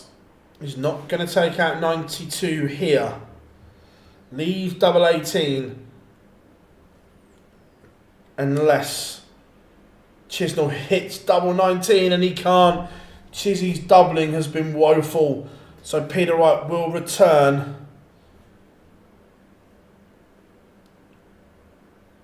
To win it. Peter Wright has battered Dave Chisnell into submission. A 6-1 victory for Snakebite. Peter Wright in a fabulous performance. Really was. Everyone, thank you very, very much for what has been an incredible action this afternoon. We will be live 6 p.m. It is Cup Collection Day on the European Tour. Join us from then to find out who will win ET3 in Riesa. Until then, enjoy the rest of your afternoon, whatever you are going to do. Make sure you drop us a like and subscribe. I've been Phil Bars. We have an online dart. See you at 6 p.m. Make sure you are there.